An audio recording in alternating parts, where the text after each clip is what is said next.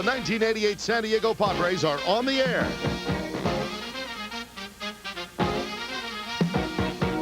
Padres on Television is brought to you by Budweiser. Beechwood Age for that distinctively clean, crisp taste that makes Budweiser the king of beer. For all that you do, this Bud's for you. And by your San Diego County Mitsubishi Motors dealers, who've teamed up with Tony Gwynn to offer you a winning deal. Participating sponsors include Jack in the Box Restaurants, Unical 76, General Tire, and Taco Bell. Now let's go to the ballpark and to Jerry Coleman and Dave Campbell for Padres baseball. Wrigley Field in Chicago, the Padres and the Cubs, game 4 of the 4-game series. Cubs have won 2 out of the first 3. It's going to be Rick Sutcliffe, the giant right-hander, on the mound for Chicago. Jimmy Jones going for San Diego. And now, David, as we get ready for this game to be coming up shortly, we're going to break for this commercial message and back with the action, okay? Fans for every hit by Tony Gwynn in today's ball game, and he's been getting them in bushel basketfuls. The San Diego County Mitsubishi dealers will donate $50 to Casa de Amparo, home for abused children. Kids win with Tony Gwynn. And here's Dave Campbell with today's starting lineup. David. Thank you, Jerry. Padres with a revamped lineup today. Johnny Kruk. Why is he leading off? Well, he's got 55 walks. That's 6th best in the National League. And Jack McKeon wants somebody to get on for Tony Gwynn. Gary Templeton's been swinging well. He's at shortstop. Tony will be in right. Keith Moreland, our pregame guest, at first. Marvell drops down to the 5th spot. Benito back in there today. Tim Flannery gets the call at third base. Roberto Alomar will bat 8th. And Jimmy Jones will pitch for the Padres and look for his 7th win of the year. For the Cubs, they go the same way they've gone for the last 3 days. Sean Dunston will lead off at shortstop. Ryan Sandberg at second. Mitch Webster in center. Andre Dawson in right. Rafael Palmeiro is at first. Vance Law at third. Gary Varsho playing left field. Damon Berryhill the catcher. And Rick Sutcliffe is on the mound looking for victory number 8. The umpires this afternoon, it'll be Charlie Williams at the plate. Joe West, Bob Engel, and Tom Hallion on the base paths. Well, kind of a crazy day today. We got up very warm this morning, came to the ballpark. The winds picked up. All of a sudden the clouds came over. There is a great air show going on at the beach today. I don't know how the clouds are going to affect that, but more importantly for us, I guess, we just wonder if we're going to have some kind of a rain delay today. Padres come in on a 5-5 note for this road trip. They had not had a winning road trip all year. They were 5-3. All they had to do was win one of the last 2 games to clinch a victorious trip, but they have not done it yet. So they'll try to do it this afternoon as we look at Rick Sutcliffe. 6'7", 215 pounds. Cy Young Award winner in the National League in 1984, runner-up last year. And his name has been bannered about in a lot of different trade rumors. So we shall have to see. Sutcliffe has a huge contract. He is 32 years old. He is in his 10th major league season. There you see what he's done lifetime against the Padres. 1-1 in the playoffs. He beat the Padres 13-0 here in 1984, and then the Padres got him in that 5th and deciding game out in San Diego by a score of 6-3. Well, you might think those are the cheap seats because you don't have to pay to get into the ballpark. But I guarantee you one thing. Most of the people that sit on those rooftops pay one way or the other. Either money or through favors to the tenants. It's a nice way to watch a ball game. Instead of going to the concession stand to get yourself a cold one, they probably have a little cooler right beside them. And I'll bet on August the 8th, the night of the first night game, that place will be swamped because everybody wants to get in. The tickets are at a premium. You can't even get a ticket even if you want it. Incidentally, I ran into 4 young men, Reggie Degner, Brian Freiling, Jeff Freiling, and Bob Soto, who are here, and they're taking a baseball bonanza 88 trip, taking them to see games like Minnesota and Baltimore, Milwaukee at Texas, Cubs and the Padres today, White Sox in Seattle, Tigers and the Royals twice. Boy, what a schedule they've got. And then on to Blue Jays and the Yankees on the 29th. They're all over the country. They're taking in all these baseball games. They say, hey, say hello to my friends and my family back in San Diego. Really nice kids. Well, nice way to go. I wonder if those are the same guys I ran into in St. Louis. They were seeing a lot of games. Well, you know, they got things to do. They got the ball game, and then they got Black Creek, Pioneer Village, got all these things to do. They got everything lined up. Here's Kruk, first pitch, hit left field. Way back, way back, way back. How do you like that? What a way to lead off a ball game. Johnny Kruk in the first pitch of the game. Home run number 7. Padres 1-0. Man, does McKeon have an eye for the right thing to do? Put him in the leadoff spot, puts his club ahead. Fridge. That's what Randy Reddy said today. We got Refrigerator Jr. leading off for us. There's a lot of that refrigerator around here. You know, William Perry has been banned from camp. Johnny did it one at bat too late, though. I predicted he was going to do it in the 9th inning yesterday, and instead he lined out to Sean Dunston, but the Pads will take it today. 1-0 San Diego. Now Gary Templeton with a 1-0 count. 1 for 8 in the series. Here's Kruk. What a way to start a game. Woo! A shot. Oh boy, Sandberg almost got pushed back into right field. So far, Rick Sutcliffe hasn't fooled anybody. Not the first 2 hitters anyway, although he got 1 out. Well, here he comes. Yeah, Kruk was the butt of many jokes in the clubhouse today when he was in that leadoff spot. You know, the funny thing about it is Jack had mentioned it to him earlier, and Kruk did lead off back in 1986 at various times when Steve Boras was the manager. But Reddy really got him. He said, we got the refrigerator leading off for us. Johnny Kruk puts the Pods on top. That's Gary Templeton's young son right there. He is the bat boy having a ball. It's the family trip. You might have missed it. Lots of kids, and when we go back tonight, that plane's going to be full of kids and wives, and we're going to have a ball because the Padres want to go home a winner. In there for a strike to Tony, who's batting at .313. What a comeback. Hard to believe.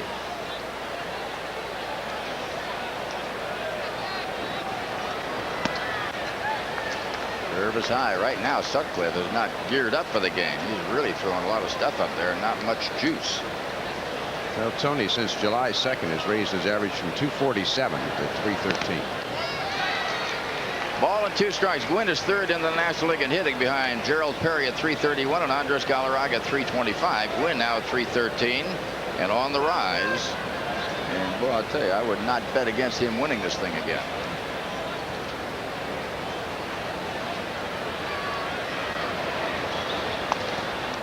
Two balls, 2 strikes. Starting the day, the Padres in 5th place, 13.5 behind the Dodgers. They are 4 games behind the Cincinnati Reds. Atlanta way down, 23 out. Boy, they have fallen on evil time. Gwynn hits one foul left side, and the count holds at 2-2. Over in the National League East, New York ahead of Pittsburgh by 2, and Montreal 9 games back. It looks like it's the Bucks and the Mets for the flag. In our division, it looks like the Dodgers, maybe Houston with San Francisco an outside shot. Houston 5 back, Giants 7 down. It's amazing how a streak can pull a team into contention. The Red Sox were about 9 or 10 games out a week ago. They are, what, 2.5 out coming into today with that 10-game winning streak. Tony hits one to left field. That's going to push the left field of Varsho back, and on the warning track, he grabs it. So Gwynn didn't have enough juice on it. Well, the Red Sox, certainly the talk of baseball. They lead Chicago today 3-1 after 3 innings. They've won 10 straight. They're 2.5 behind Detroit and a game and a half behind the Yankees. And this was a club who fired a manager, John McNamara, a good friend of ours, and hired a guy who's never managed in the big leagues, Joe Morgan. And whatever happened, I don't know, but the chemistry has worked. Well, sometimes it works, sometimes it doesn't. The Seattle Mariners brought in Jim Snyder and fired Dick Williams, and about a week after he was there, they went on a 9-game losing streak, so it doesn't always work. Keith Moreland, who is 6 for 12 in this series, going up against an old teammate of his, Sutcliffe. Went for the corner. Strike 2. Rick Sutcliffe, as Dave told you, was 2nd in the Cy Young Award winning ballot last year, and that was only 2 points behind Steve Bedrosian. He came that close. In fact, there's some comment in the paper today about Lee Smith. I'll tell you about that in a minute. 2-strike pitch. Curve strike 3. We'll tell you about that when we come back in the bottom of the first inning as Moreland caught looking at a breaking ball. Padres get a run on the home run by Johnny Kruk after half inning. San Diego 1. Cubs coming up.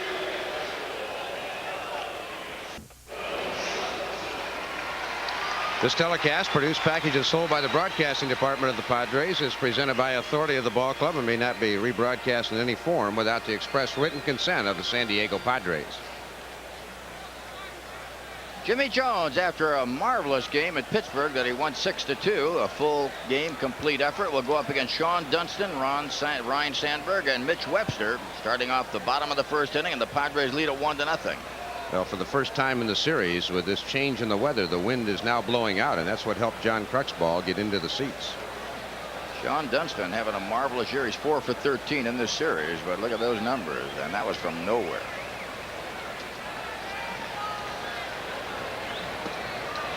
Ball went inside. Jones, the success he had in Pittsburgh was on a changeup. He had a great changeup, moved the ball around. And one of the things that has been so devastating for Padre pitchers in this series is what we call the hang and curve. 2 balls, no strikes. One thing, if you're betting that Dunston's going to walk, kind of unusual. We talk about John Kruk with those 55 walks. Dunston has 8, and 5 of them are intentional. Yeah, he is a wild swinger, mostly low more than high, although he'll go for anything half the time. But now he must have a take sign. 3-0. You figure he's been up nearly 350 times this year and only 3 unintentional walks, but he'll take one here. 3-0 pitch and way outside. So Dunston gets a lead walk. So Jimmy Jones ahead in the game 1-0. The walks the lead man Sean Dunston with 13 stolen bases. Here's Ryan Sandberg. Sandberg has 1 hit in this series and won a game yesterday, a home run. Yeah, he scared me when he came up in that situation. He's got the power. Sandberg with 11 home runs, 40 RBIs. He's a good hit and run man, and sometimes when a guy gets in that kind of a slump, the manager starts runners just to sort of take his mind off of looking at the ball too much. When you start a runner with a man hitting, you concentrate on making contact, and sometimes that'll just activate things. Let's see. In there for a strike. He was taken all the way on that one. Ball 1. I mean strike 1.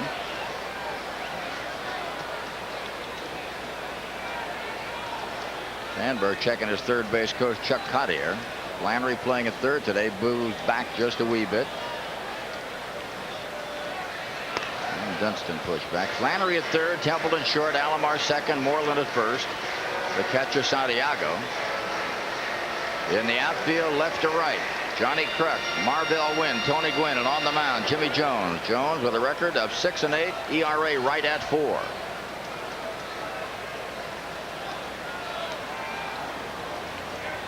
Dunston goes, hit and runs on, fouled away. Well, that was almost predictable.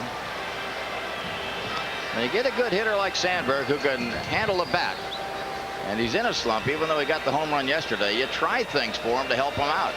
What it does 2 things. It gets his mind off of just swinging at the ball.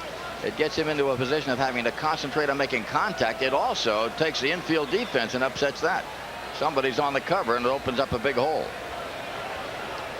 So in any event, we got a no ball 2 strike situation. Curve is high. 1-2. That's the danger pitch. Braves lead the Mets 2-0. They beat him yesterday.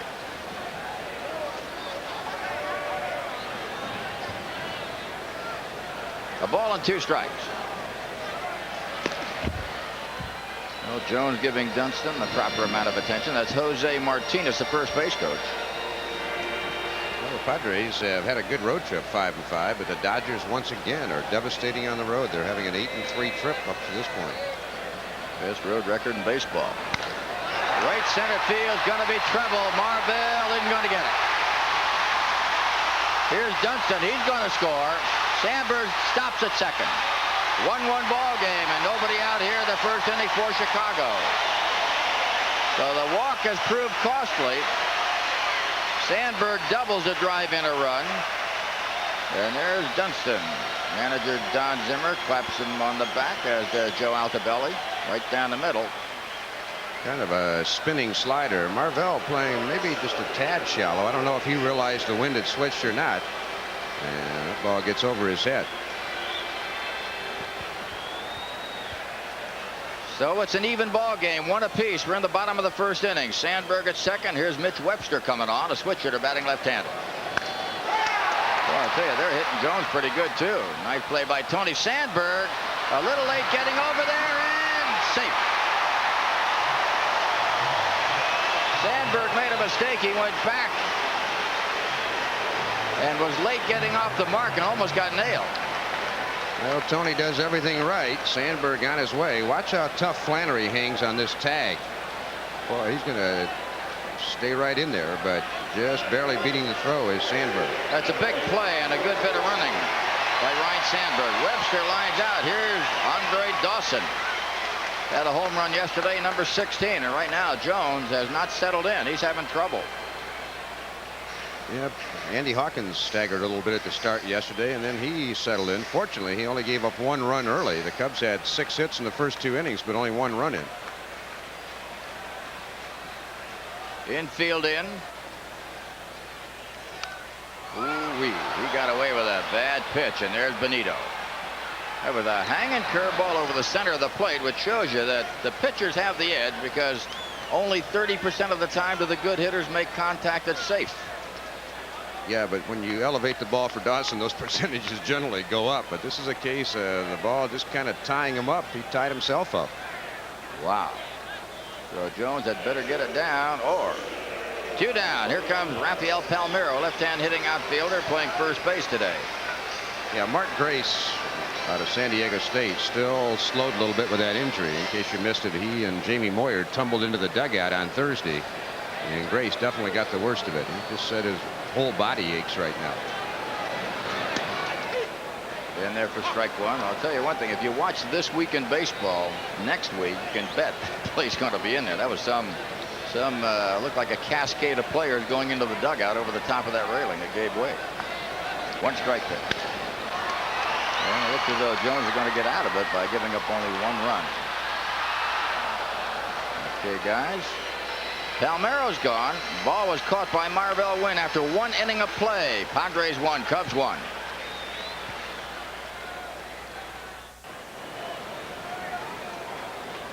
We are back at Wrigley Field.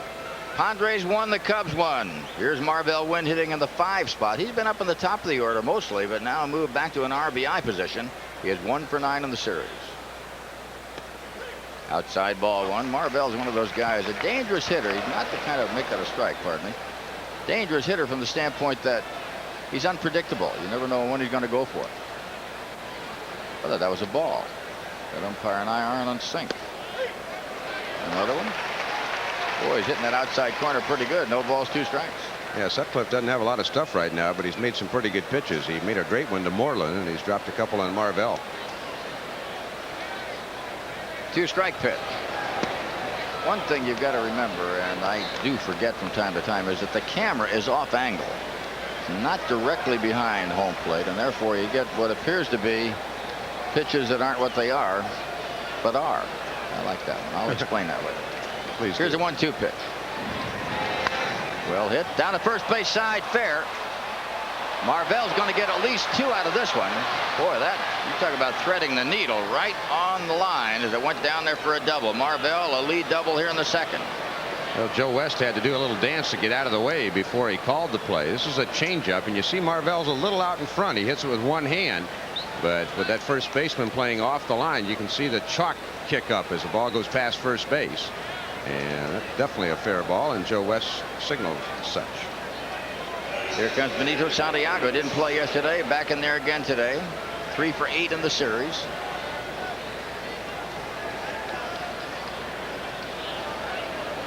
Runner at second. Santiago's job is to get Marvell to third or get him in. Hanging curve. Both pitchers throwing high today. Ball 1.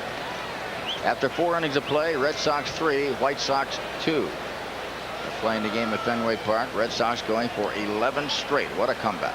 They've also won 15 in a row in Fenway going over their last 2 series.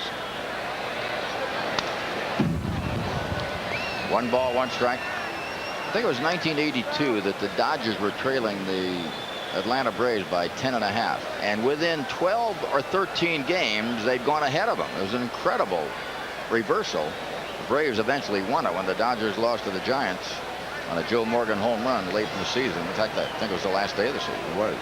Braves went through a spell there where they lost 19 out of 21 and then regrouped. But in any event, the Red Sox, boy, are they pistol hot, going for it. Outside. One thing you got to be aware of whenever Sutcliffe's on the mound, he's got that reverse pickoff move to second base. Padre coaches keep reminding the runners of it, but you can't get a ring cramp, as we call it, with Sutcliffe out there because he spins the opposite way back to second base. 2 balls, 1 strike.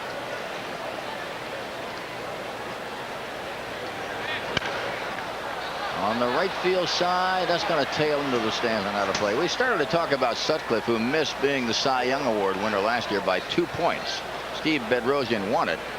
They've had several articles in the paper saying the reason he didn't get it was Lee Smith, who didn't save. He missed 4 save opportunities for this guy, and that he won 1 or even 2 of them, he'd have walked in for the Cy Young Award. But that bullpen pitcher is so vital to the starters. You get a good guy in there, and boy, they can save you a lot of wear and tear and give you a lot of victories. Well, the year that Gaylord Perry won the Cy Young Award for the Padres, I think 1978, Raleigh saved 12 of the victories for Gaylord. That's pretty good. That's Raleigh fingers. Not too bad. A good bullpen man. If you're ahead in the 7th inning, if you get a good guy, one of those real hard charging tough bullpen guys out there, you better have a lead by the 7th inning or the game's gone. Those guys will just close you down. Breeze is definitely blowing to left center now. 3-2 the count. Runner at second base, nobody out. And Benito laid off a tough pitch, a breaking ball. So now the Padres have runners at first and second. Nobody out. Tim Flannery, who can bunt, steps in there. Wonder what the odds are of Sean Dunston and Benito Santiago walking in the same game. Dunston had 3 unintentional walks all year, and Santiago has not hit double figures yet either. All right, Flannery, you see his numbers in this series, 0 for 2.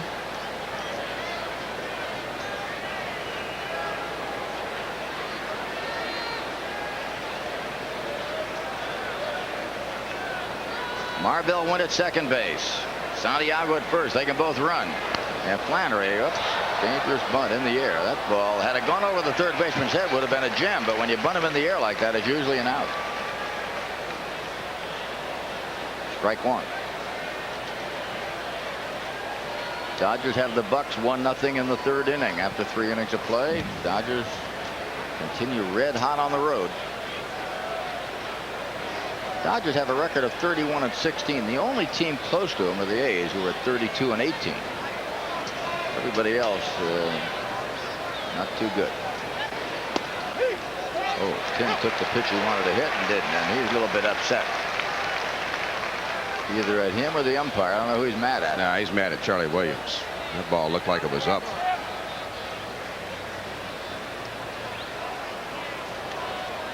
Two-strike pitch. Here's the big pitch in the game right here. 1-1 ball game. We're in the 2nd. Padres have runners at first and second. Nobody out.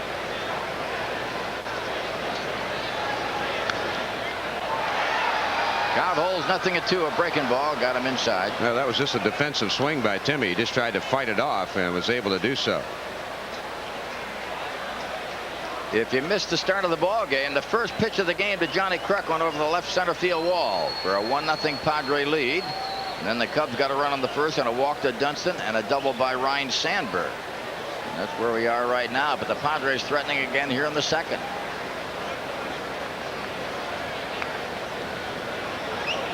These are the manager's toughest moments when you get a starting pitcher out there who's struggling in the early going. Timmy, after a bad pitch, is gone. Strike 3. Second strikeout for Rick Sutcliffe as Flannery went fishing on a ball that was way down there. Well, for whatever reason, I don't think Timmy picks up the ball too well against Sutcliffe. He's only batting 138 lifetime against him, and Tim usually makes contact in that kind of a situation. Roberto Alomar moving in. Alomar 3 for 10 in the series. There are his season numbers. Not too bad for a first-year guy, 20 years old. In fact, they're quite good. He is hanging tough. Strike 1. shot. The fans here at Wrigley Field. The sun has popped out again. Special breed.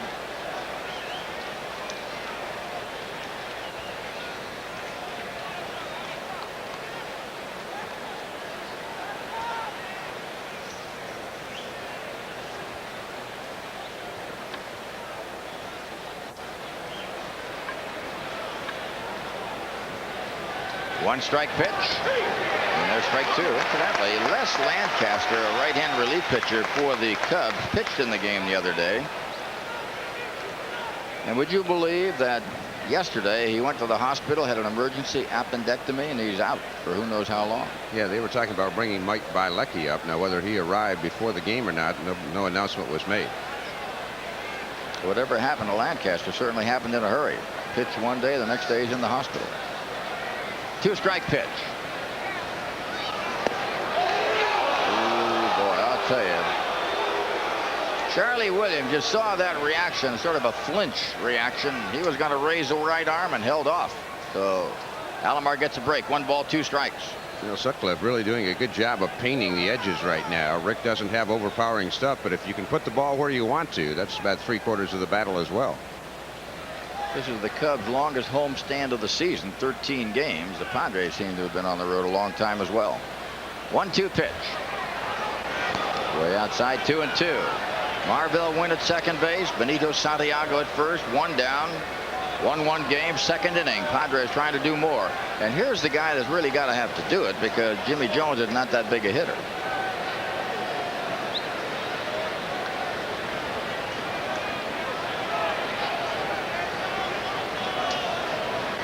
Two balls, 2 strikes.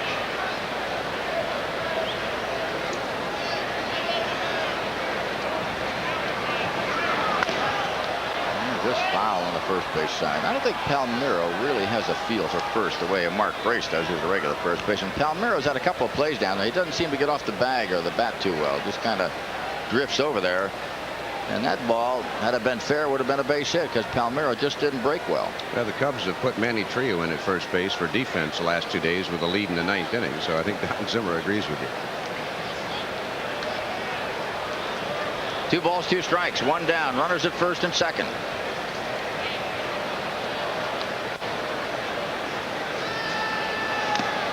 Right down the middle. Count holds 2-2. Had quite a story on Don Zimmer today in the paper. You read it too, I know, Dave. But everybody says he's got a steel plate in his head. He said it's not a plate, they're buttons. Has a little trouble getting through the metal detectors at the airports. He had a serious beaning when he was playing in the minor leagues in the Dodger organization. Was in a coma for 12 days, and they weren't quite sure whether he was going to make it or not. He had 2 of them. The other one almost cost him his eyesight. 2-2 pitch. 3-2. Well, let's see what manager Jack McKeon does. He's got Marvell Wynn at second base, Benito Santiago at first, both with pretty good speed. Tough decision. You got to really hope that Alomar makes contact if you start him, because otherwise it's probably going to be a double play, and then you have Jimmy Jones leading off the inning. So let's see if Jack rolls the dice here. Wynn with the lead. Dunson really on top of him at shortstop. Runners watching for the move as Rick Sutcliffe does that reverse move. Yeah, that's when he's most likely to use it. 3-2 when he thinks maybe the runners might be going. Did he work under Johnny Sain? That was his specialty. I don't know where he got it from. 3-2 the count. Runners go and a big jump. Foul back. Oh, Marvell, what a jump he had. He could have stolen the base. Now, Sutcliffe is very slow coming to home plate. Once Marvell figured he wasn't coming back on that reverse pickoff. Now you see Sandberg and Dunston at the top of your screen conferring. Well, one thing the infielder has to do, whether it's a shortstop or second baseman, you have to fake them back vocally. You know, you say to a guy, look out, they'll react. You can't do it a lot, but do it at the key times, and you get the guy to sort of flinch and hold off a bit. Until I got hoarse, saying, look out. Well, if you take the right kind of lead at second base, you shouldn't care what the shortstop or second baseman are doing. 3-2 the count. Runners moving off again, and there they go again. Up the middle, base hit. Padres are going to take a lead. Here comes Marvell in. It's a 2-1 game over to third base. Benito Santiago. And right now, Rick Sutcliffe not having a very happy time out there. And if you look at Jimmy Jones coming on, watch out for the bunt or the suicide or the safe squeeze or something. Well, Sutcliffe is probably thinking about that pitch that got past him, the 0-2 pitch to Alomar that he thought for sure was a strike. And Robbie ends up getting a base hit, driving in a run. Padres take the lead now. We're in the second inning. Runners at first and third. Let's see what Jones is doing. And in at third base comes Vance Law. First baseman Rafael Palmeiro holding against Alomar. Big clutch hit for Roberto Alomar. Now the figures that Jones will bunt here. Let's see what Jimmy's up to. Sutcliffe's going to look for that old first and third play. Rick's got all the tricks. What he was hoping there was maybe Alomar, if it were a squeeze, would give it away by running off first base.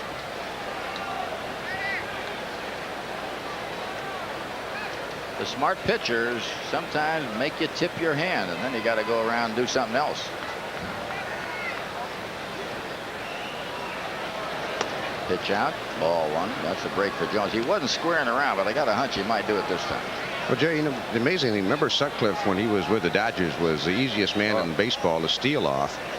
Sean Dunson's coming in, I think, to get some glasses now. But then he went to that, you know, kind of slide step that Pat Dobson's been teaching, but he didn't do that when he knew Marvell and Benito were going to be running with runners at first and second. And he did that time on the pitch out, but let's see what he does when he comes to the plate. Maybe he found he wasn't pitching as effectively and decided to go back to his high leg kick. Some pitchers, when they feel there's a little less, will go back to what they do best, even though it may cost them on the running path.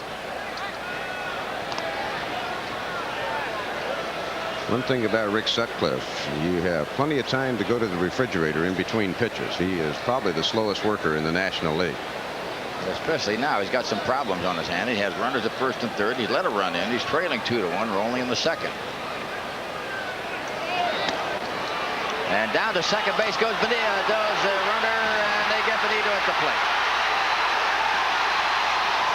Alomar's on his way to second will not get credit for a stolen base. With Alomar being nailed at the plate, it goes 2-4-2.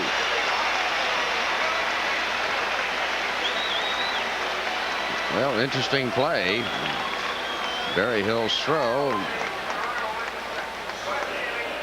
And Benito, Barry Hill did not budge much. Benito hit him a pretty good lick, but Damon hangs in tough. And Barry Hill ends up no, he didn't. He stayed on his feet. Make that 2-6-2. It was Dunston who made the cover. Well, Jones whacks one high in the air on the right side. Palmeiro has it, and that's all for San Diego. They do come up with a run. After 1.5, Padres 2, Cubs 1.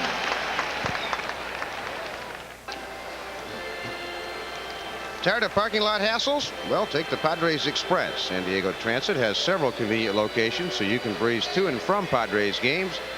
Call San Diego Transit for information. We go now to the bottom of the second inning. Vance Law, Gary Barstow, Damon Berryhill coming on against Jimmy Jones. Padres lead in the game 2-1. They got a run on the first on a home run by Kruk, a double by Wynn, a single by Alomar, got another run in the second. Cubs got their run on the first and a walk to Dunston and a double by Sandberg.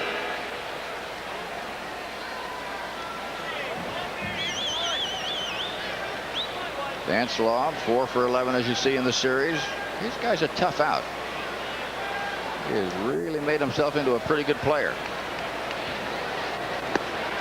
Ball one down. He played with the White Sox and the Cubs. He played both sides of town, the south side and the north side. Chicago's Wrigley Field is in the north side of Chicago. We're in the right field. Morrow can't get it. Tony Gwynn, I thought he was going to get to it, but he didn't do it. So Vance Law opens up with a single to right field. And right now, Jimmy Jones is not pitching well. They're getting to him pretty good. They get out of a spot in the first inning, but they're peppering the ball. Elevation is the key word. It's up, up, up, and that's what hitters strive on. Left-hand batter Gary Barstow. He's playing left field in place of Rafael Palmeiro, who's in at first base for Mark Grace. As Dave told you, Grace went flying into the Padre dugout on a pop-up the other day, the game that Jamie Moyer pitched. He's been out since. Second hit given up by Jones.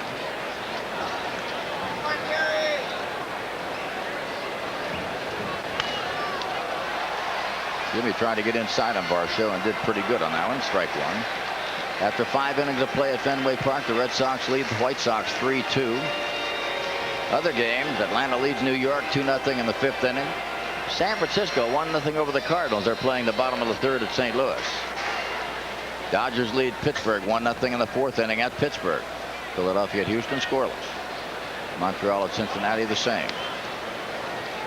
American League, the New York Yankees are doing pretty good in Kansas City. They opened up the game with 7 runs in the 1st inning. They lost yesterday in a couple of George Brett home runs, even though Winfield had 2.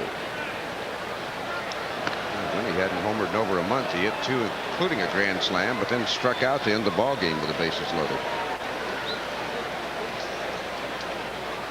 No balls and a strike. Gary Varsho.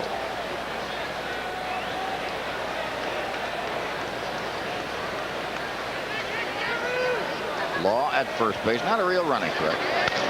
Chopped to short. They might do it. Not in time. Very close at first base. Varsho went down the line pretty good. So Law forced at second. The play goes 6-4.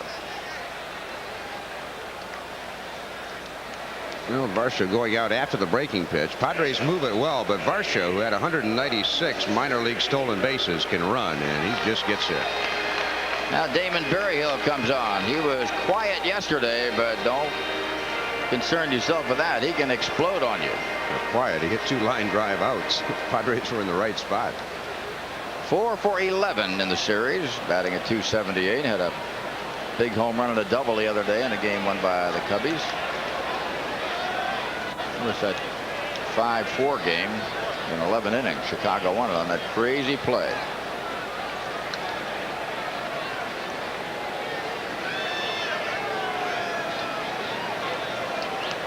Berryhill, a switch hitter, batting left-handed.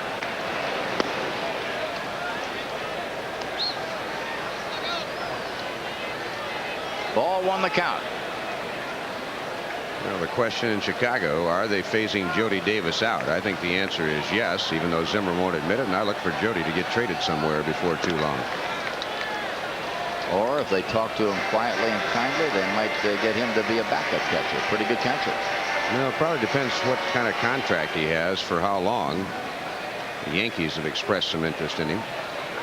1-0 pitch. Alomar going to do it all by himself this time, and what a play by Keith Moreland. Wow.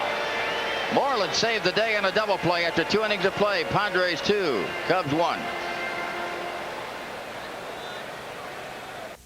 We'd like you to watch live from Las Vegas this Sunday night, 6:30 p.m. on TV 21. Our special guest, please do. Our special guest star, Mr. Joey Bishop. Please do. Yeah, we would really appreciate it.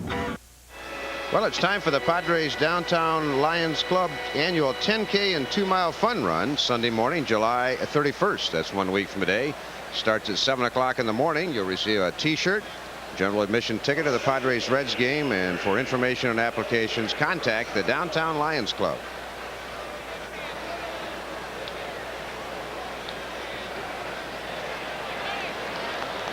Johnny Kruk stepping in on the first pitch of the game, homeward over the left field wall, and went after a changeup there and misses.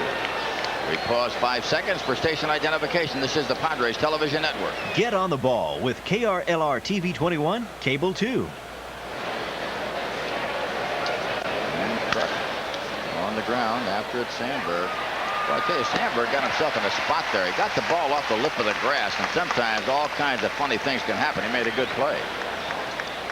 Well, his career fielding percentage is .989, and they rave about Ryan. I know sometimes against us, though, Jerry, I know we've commented, he looks like he plays balls off to the side. That one he had to. But other times he plays balls off to the side, and then a lot of times the official scorers don't give him an error when he misses it. I hate to be picky about it as we look at Tempe taking a curveball, but when you play a ball off the side, it's always a base hit for the other guy if you don't catch it. It does protect your fielding average. But he is a marvelous player. I mean, you would take him? Yeah. Okay. Started as a shortstop. Dallas Green did a lot of good things with his club. Maybe the best thing he did. He got him from the Philadelphia Philly organization as a minor league player, and he's turned into a real gem, an MVP in '84. Tempe looking at that one. 2 balls, 1 strike. Kind of an interesting situation. Larry Boa was having a contract hassle, the shortstop of the Phillies at the time, and he basically demanded a trade. And that's out of play. 2-2. And Dallas Green was over here with the Cubs. He was always kind of a Larry Boa admirer, but he knew Bill Giles was on the hot seat with Boa. He says, well, I will take Boa, but you're going to have to give me Sandberg too. And Sandberg and Boa came over for Ivan De Jesus, and boy, what a steal that was for the Cubs. 2-2 the count. That's highway robbery. And Tempe after a bad pitch. So the Padres on the Sutcliffe has pretty good motion, and he'll get you to swing at a bad pitch from time to time, and that is one of them. Strike. And it's 3 strikeouts now for Rick Sutcliffe. 2 down, 3rd inning. Here's Tony Gwynn coming up. Gwynn with an 18-game hitting streak, longest by a Padre since last year. Gwynn's streak is 25. That's his best, but Benito Santiago went to 34 last year. It's one of the top dozen or so in all of baseball.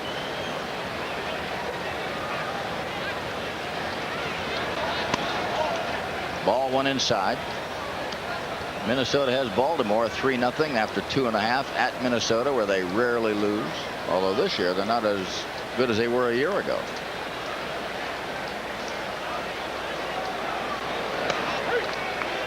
If Frank Viola pitches, you can count on them winning. He's 19-0 in the Metrodome, and that's a tough park to pitch in. Orioles got him yesterday. Eddie Murray hit a couple of home runs. Minnesota's got a good road record this year, but the home record's not as good. Remember, they were a disaster on the road last year. And that's the end of the inning as Gwynn tries to bunt. He's nailed. So it's 3 up, 3 down after 2.5. Padres 2, the Cubs 1.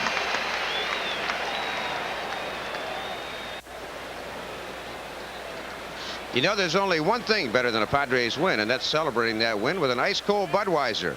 Padres fans, this Bud's for you.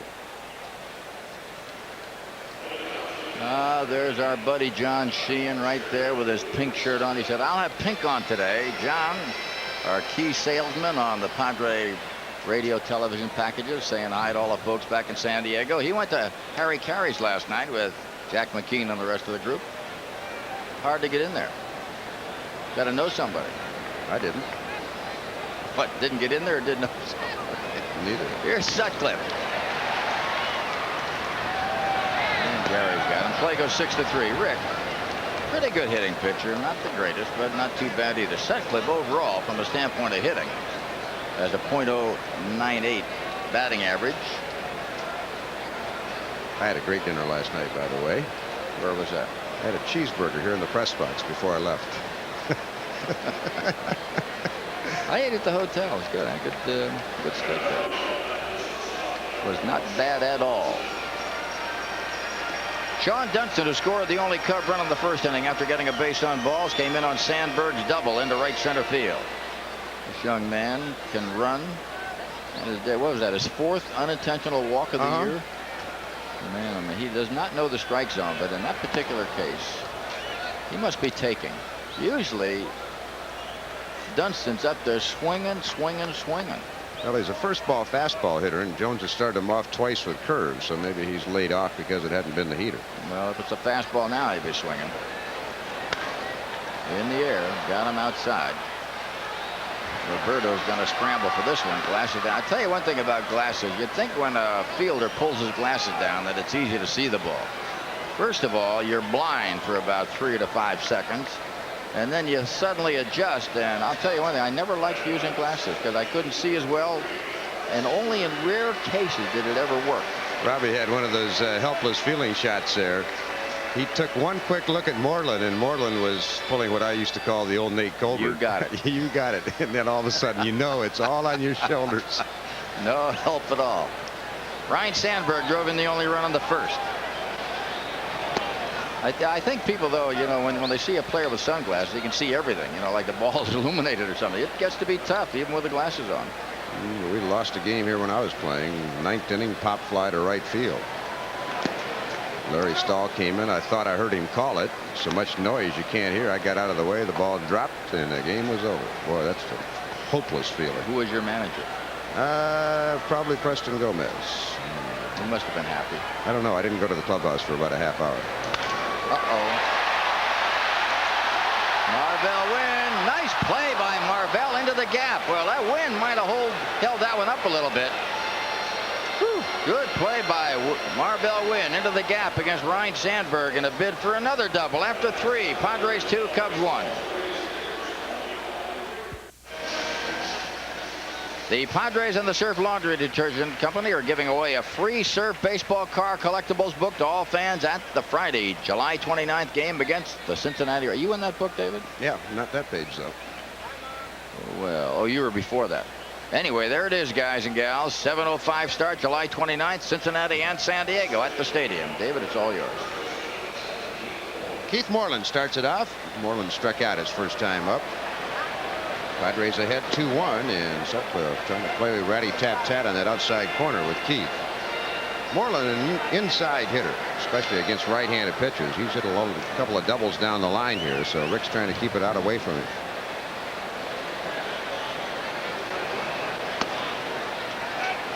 Two balls, no strikes. Rick Sutcliffe, Independence, Missouri, his hometown. Pretty nice guy, basically. Yeah, you know, he's with the enemy. He's a real nice guy.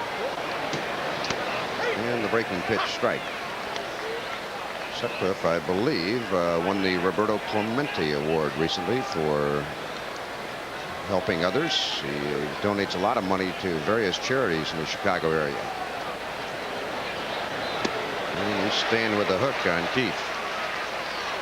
Well, it was only a choice by him that made him a Cub. The Padres went after him very aggressively after that 1984 season when he was a Cy Young Award winner. He felt loyalty to this club, and that's kind of nice. And he does throw a fastball finally, and Andre Dawson will not have to move very far to put that one away. He had Moreland moving off the plate. When that happens, unless you really drive one low, you're not going to get much juice on it in the air. Keith was going one way and the bat the other. Boy. Low-flying planes at air show continuing today. A big cargo plane just went by, an Air Force cargo plane, 4 engines. Marvell doubled to right field and scored on a hit by Roberto Alomar. Padres lead this one 2-1. Hack foul. 0-1 to Marvell. John Kruk hit the first pitch of the game for a home run.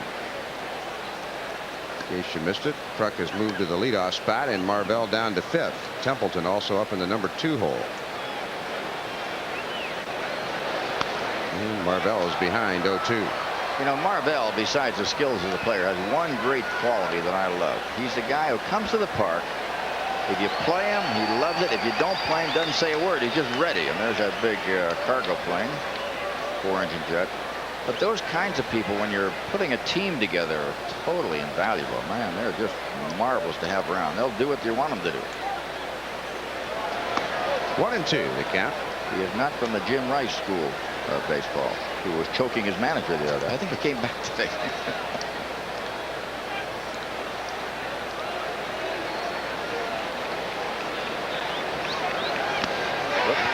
Called out. 4 strikeouts for Sutcliffe. It appears to me the Padres are not seeing the ball very well on Rick. He's got kind of an unusual delivery, and you can just tell they're having difficulty following the ball. He's one of those guys that a lot of scouts don't like. He has a hook. You watch the back of his hand when he goes into his motion. He just kind of hooks it. And a lot of people feel that'll give you a bad arm, but he's lasted at least 32 years old. Benito looks at a strike. 0-1. Santiago drew a walk his first time up. John D'Acquisto was one of those, and that was one of the things we used to talk to some of the scouts. They say he's going to hurt his arm eventually, but watch that wrist. Sort of it's like a hook effect before he throws the ball.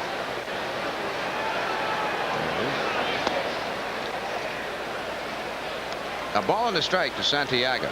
Jimmy Jones has an unusual delivery. Maybe we can compare what Sutcliffe does. Jimmy holds the ball in a very unusual manner too. Look out. 2 balls, 1 strike. 2 men out in the San Diego 4th. Padres trying to end up on a winning note and win their first road trip of the year. They will finish 6-5 with a victory today. Houston in Tuesday night. Jim DeShays goes for the Astros against Dennis Rasmussen, so a couple of big left-handers. And ruled high by Charlie Williams, 3-1. You know, we've had great games in this series. Every one of them has been a nail biter.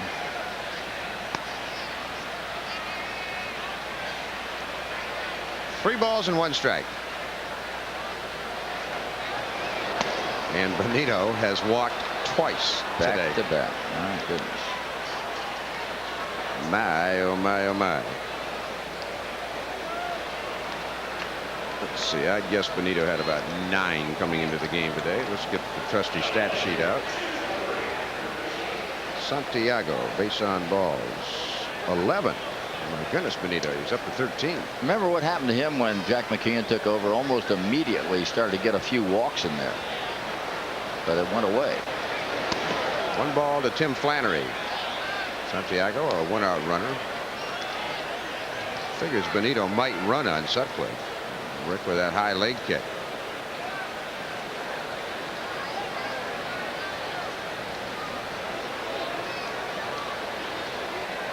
And Sutcliffe will drive him back.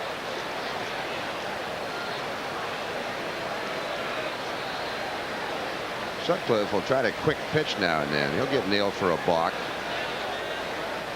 Tries to compensate a lot of ways for that slow delivery to the plate. Well, I'm guessing Santiago is going to go, and I think the Cubs will probably pitch out. Let's see.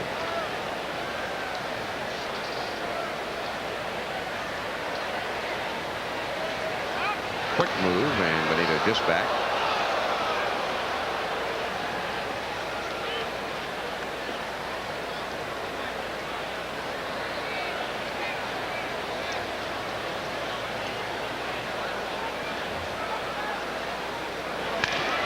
Bounder to second base, and Sandberg throws out Flannery. So the Padres get a runner, but strand one. We go to the bottom of the 4th inning. It's 2-1 San Diego. Today's game being brought to you in part by your San Diego County Mitsubishi dealers, who invite you to test drive their full line of 88 cars and trucks.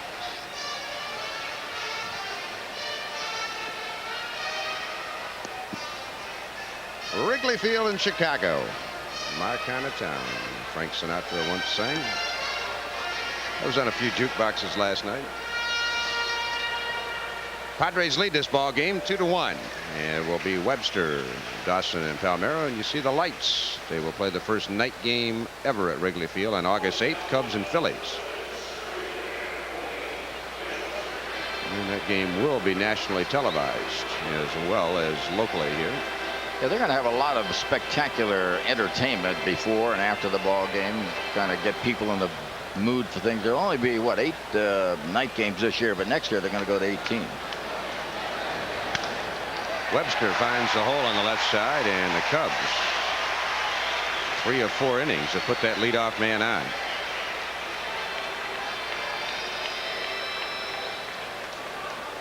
Jimmy, in that breaking ball, he keeps throwing it up there, and it's going to get him in trouble because it is a pitch that's going to go a long way if he misses with it, and he has several times. Dawson got a pitch in his last at-bat that he popped up that had home run written all over it.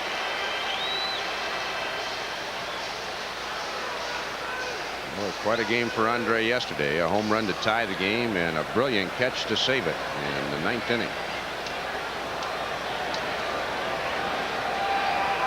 Jones will drive Webster back. Mitch 12 steals, but he's been nailed 10 times this year.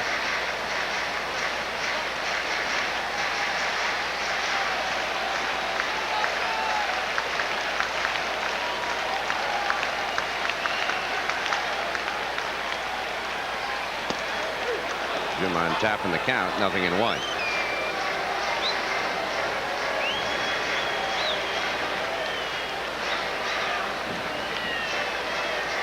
Dawson twice was the runner-up in the Most Valuable Player award to Dale Murphy, and then he won it last year. 137 runs batted in, 49 homers. Kind of a cruel statement in the paper today about Andre. They said last year he was a $2 million ball player getting $700,000. This year he's a $2 million ball player playing like $700,000. It's tough in this town. Tough. Get it down, Jimmy. 1-1. Well, who was it today was saying that they have figured out why the home runs are down? Wade Boggs is one of them, and Molitor saying the ball is softer. There's no question. That's what I've been saying. I know it. I said that 2 months ago. How come you didn't get any credit for that nationally? I don't know. Well, you never do. Webster looks poised, and Jones drives him back. I tell you, Mitch had a different kind of lead that time. He was crouched lower. You wonder why the ball doesn't get harder. It's because they don't wind it as tightly. Webster goes. Pitch is lofted to right. Tony got it. Could be a double play, and will be a double play. Tell you what, that infuriates Don Zimmer more than anything else. When you're running to second base, the age-old story is where's the ball? If you don't look, you'll never find it. And when you're running with your head down like that, that drives that man right up the side of the wall. That should never happen. He should know the ball's in there. He doesn't even know where the ball is. He's looking around at the third base coach. You can't do a thing for him. Once Gwynn catches it, he's gone. He's by second base going the other way. No chance to get back. It is such a fundamental part of the game, and so many people make that mistake. It's hard to understand why. We'll work on that tomorrow. Here's Palmeiro. I don't have to tell you, David, because I know that you were a marvelous baseman, and that was one of the things they taught you in Detroit in their organization. Well, it's twice the Padres have done that. Darren Jackson got nailed earlier in this series when the infielders deked him out. The only thing I might say, I've always known Webster to be a very intelligent base runner. It might have been that Mitch saw it and just thought it was going to fall in. He may have read it wrong. Palmeiro chops one. This is going to be trouble. Alomar, nice try, but no chance. Infield single for Rafael Palmeiro, and that'll bring up Vance Law. Well, Robbie gets it, but believe me, Palmeiro is long by the bag by the time the ball gets there. No chance for that infield hit. Law single to right, his first time up. If you joined us along the way, John Kruk hit the first pitch of the game into the left center field bleachers. Cubs tied it on a walk to Dunston and a Sandberg double in the first, and then San Diego took the lead in the second. A double by Wynn and a single by Alomar. Put them ahead 2-1, and that's where we stand here in the fourth. Law asking for time and gets it from Charlie Williams. Well, I wasn't sure if I was on Charlie's bad list, but I found out for sure yesterday. Passed me one time about last year and did not speak, and yesterday I looked right at him and nodded my head, and he just glared off into space. Just because he threw you out 28 times in the minor leagues? He's mad at you? I don't think that was it. It's probably something I've said on the air that he didn't like. And how would he know? Well, they have friends. I don't know. I expect if I do say something that it's going to get back to the individuals eventually. He was probably having a bad day somewhere, probably when he kicked Steve Garvey out up in Montreal, for Garvey's only ejection in the big league career.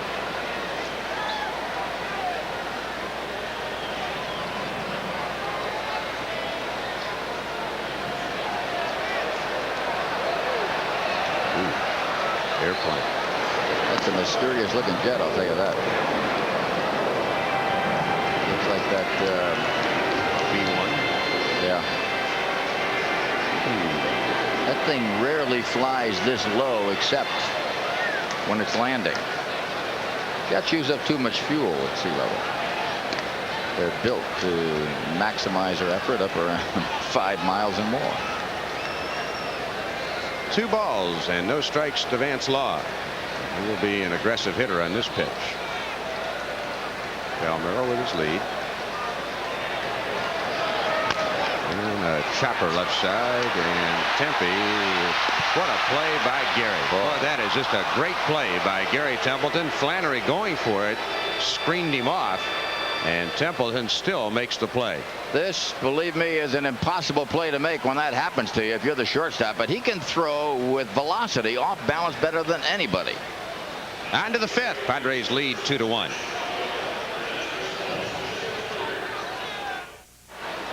If you're a member of the Coca-Cola Junior Padres Club, the next Junior Padres Club game coming up on Tuesday. That's next Tuesday, July the 26th, when the Pods take on the Astros. Remember to bring your membership card to the Coca-Cola booth to get your free members-only Padres player card. Don't forget, 7:05 start, Tuesday the 26th. Join us. Roberto, comebacker to Sutcliffe, who tosses him out. So 1 pitch, 1 out. Alomar had singled in the Padres' second run in his previous at bat. Score stands at 2-1 in the 5th inning. Here comes Jimmy Jones, who fouled out to first base his last time up.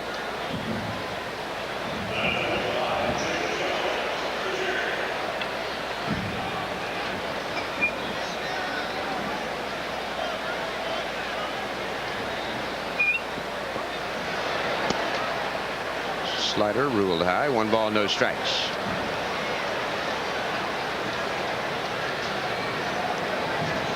Well, we'll get you some scoring updates. Yankees are leading Kansas City 7-1 in the 3rd inning. Minnesota 3-0 over Baltimore in the 4th. Texas 4, Milwaukee 0 in the 3rd. And how are the Red Sox doing? Still leading 3-2 in the 8th. Chicago's been batting a long time on that one. I think there may be a pitching change coming up there.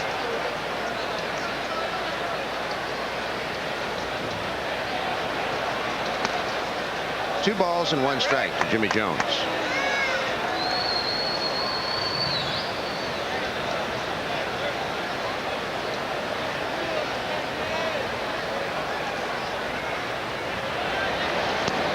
Three and 1. Well, Jimmy liable to get a fastball here, and Jones does have some strength. Let's see what happens. He also could have the take sign.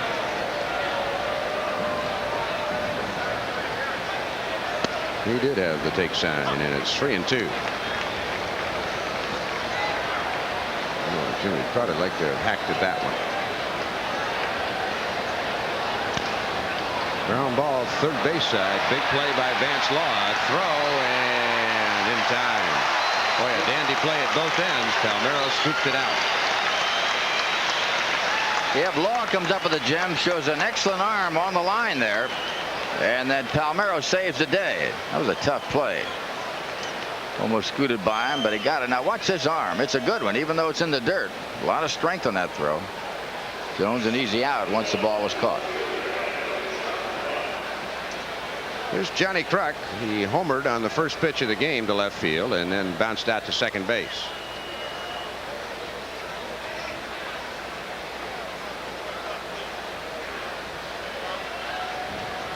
Kruk into the top spot in the lineup, and he has batted leadoff before. We said that earlier, back in 1986 under Steve Boros. John with those 55 walks, and big thing, I think Jack McKeon wanted somebody in the top of that order to get on base for Tony Gwynn. He also mentioned Barry Bonds over with Pittsburgh, who's got 18 or 19 home runs, who leads off with power.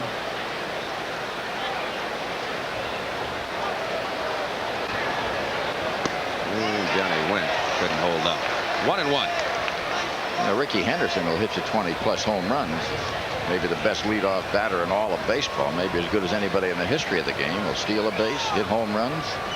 Pretty good average. He does a lot of things. And boy, in that #1 spot, that activates things. And Sandberg will get another chance. And Padres down here in the 5th inning. On your Texaco scoreboard, it is the middle of the 5th with the score: the Padres 2 and the Cubs 1.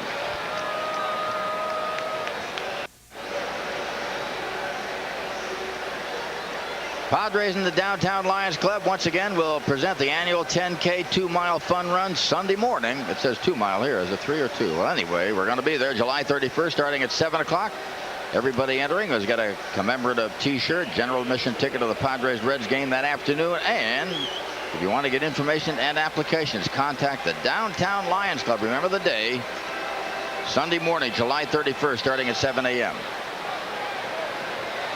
Gary Varsho leads off in the Bottom half of the 5th inning. 1 ball, no strikes.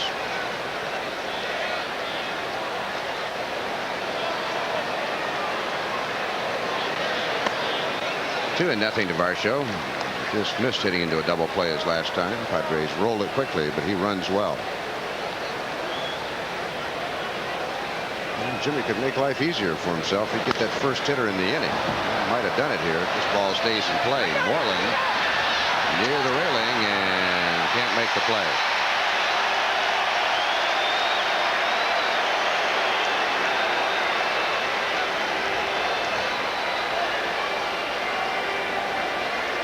Well, this is a catchable ball, and Keith just can't find it to get to it. And it gets away. So let's see if Jones can get Varsho anyway and pick up his first baseman. They have soldered that railing, by the way, and it will not give way again like it did the other day. That's the exact kind of play where Moyer and Grace went tumbling in the dugout. Up the middle, Alomar's got it. Can he get it there? What a play by Roberto. Big play.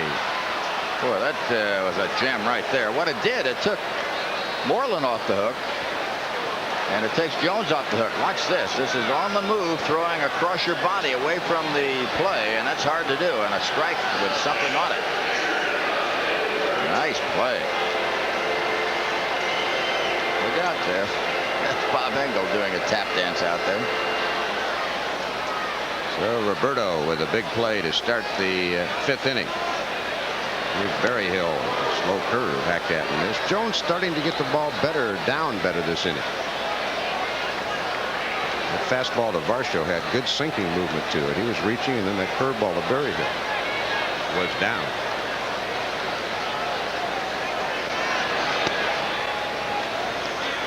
A ball and a strike to Damon. Switch hitter. He has looked much better in this series when he's batted left-handed. 1-2. Well, right now they got Berryhill twixt and tween. He was on top of everything in the early part, but the last couple of games they've been fooling him. A couple of pitchers who didn't look very good in the first inning, but they're starting to settle in. Sutcliffe and Jones. 2 balls and 2 strikes. They've also had some help from their defense.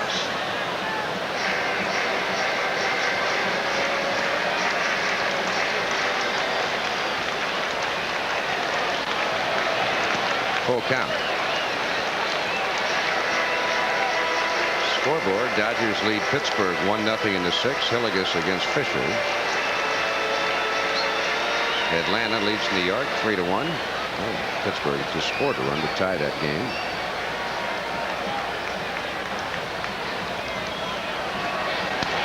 And fouled out of play.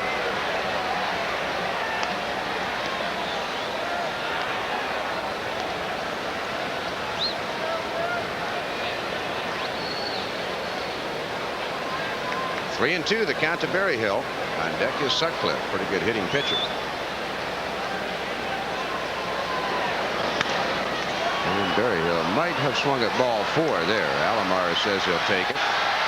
And Robbie does. He's been very active today.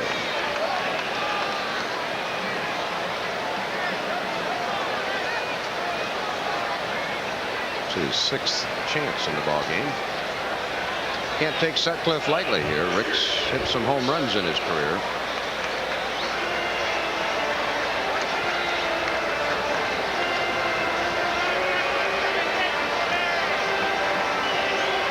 Astros come to town for 3 beginning Tuesday night. I hope you're out there. Dennis Rasmussen and Jim DeShays go. 1 strike. Houston Tuesday and Wednesday night, and a business special on Thursday. Then the Reds in over the weekend, and then Atlanta. Sutcliffe fouls it off, and the count is 0-2.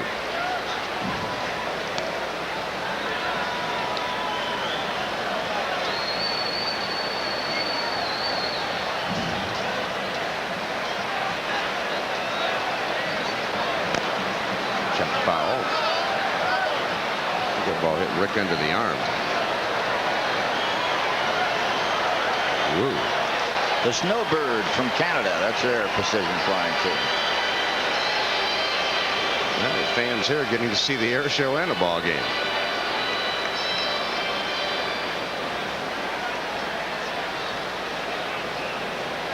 Nothing in 2 to Rick Sutcliffe.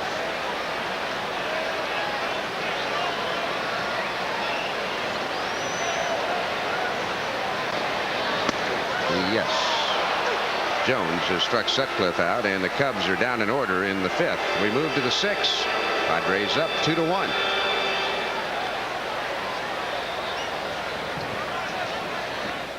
At American Office Equipment Company, we sell copiers that do almost anything. Copiers that enlarge and reduce. Copiers that copy in color. Copiers that automatically feed themselves. Correlate. Edit. Copy on both sides. Copiers that do almost anything. Plus, after you buy your copier from us, we'll be there to service your machine. Buy from the largest, AOE. Call 737-1510.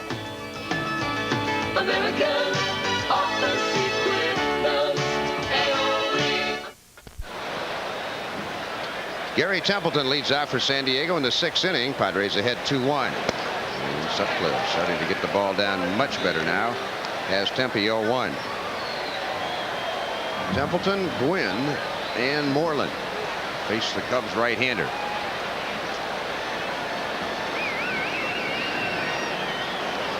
Ball in the strike to Gary.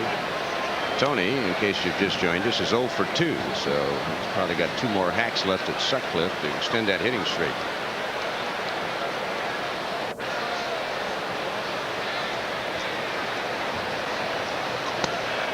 Two balls and 1 strike.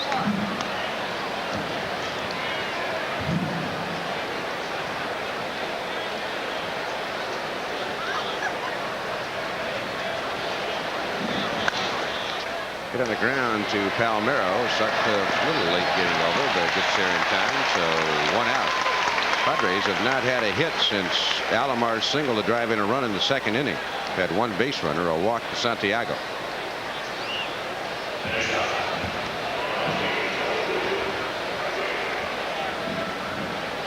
Tony flied to fairly deep left field and then tried to beat a bunt out, but bunted her right back to Sutcliffe.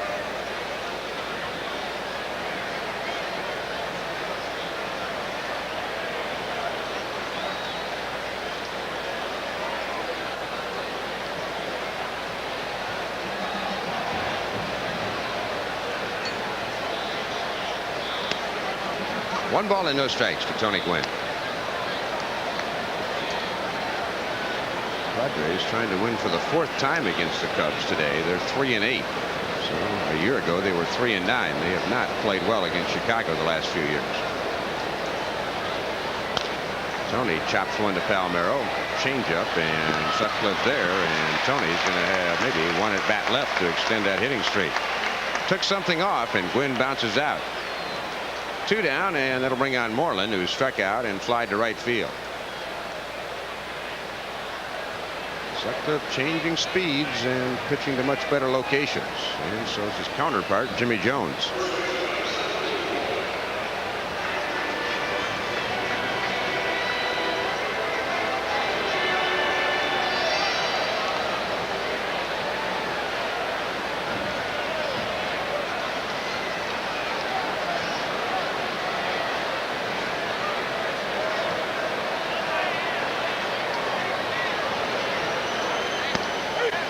On that corner. No balls, 1 strike.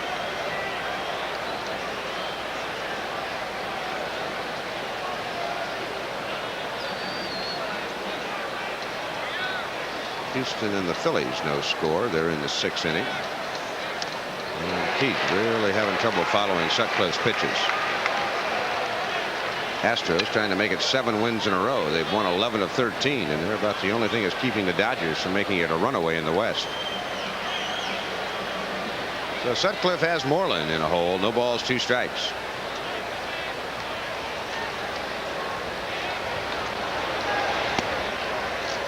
Sidearm breaking pitch outside. 1-2.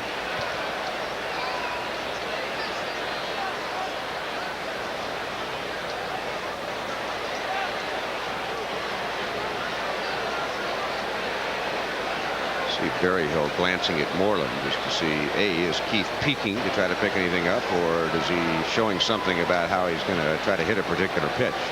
Catchers study hitters like that. If you don't, you're going to catch some hitters once in a while sneaking a peek back to try to steal a sign or a location. And he hung him a breaking ball. Moreland fights it off. Sandberg can't get it. So Keith gets a base hit. Probably not too proud of it, but he will take it.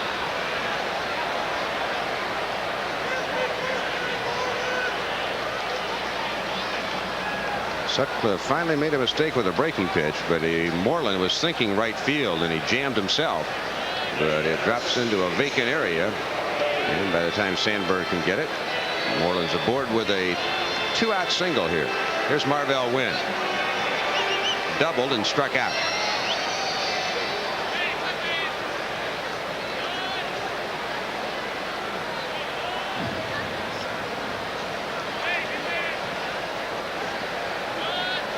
Marvell playing in the town he grew up in.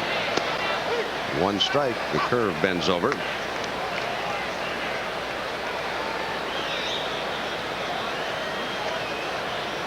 No balls and 1 strike to Marvell Wynn. Started the day at 271, so he's lost a bit to the average. Count even. 1-1.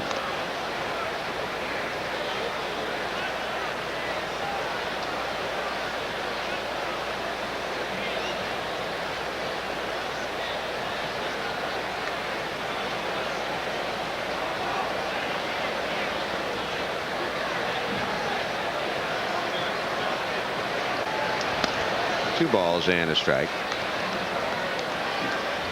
One thing that doesn't figure that Sutcliffe will do, he's been behind some hitters, but he has not given in to throw the fastball down the middle.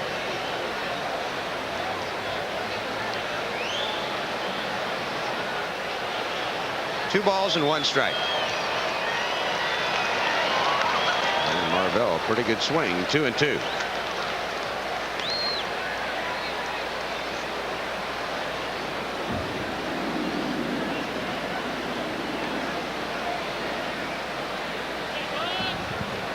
Been on the road a while, partner.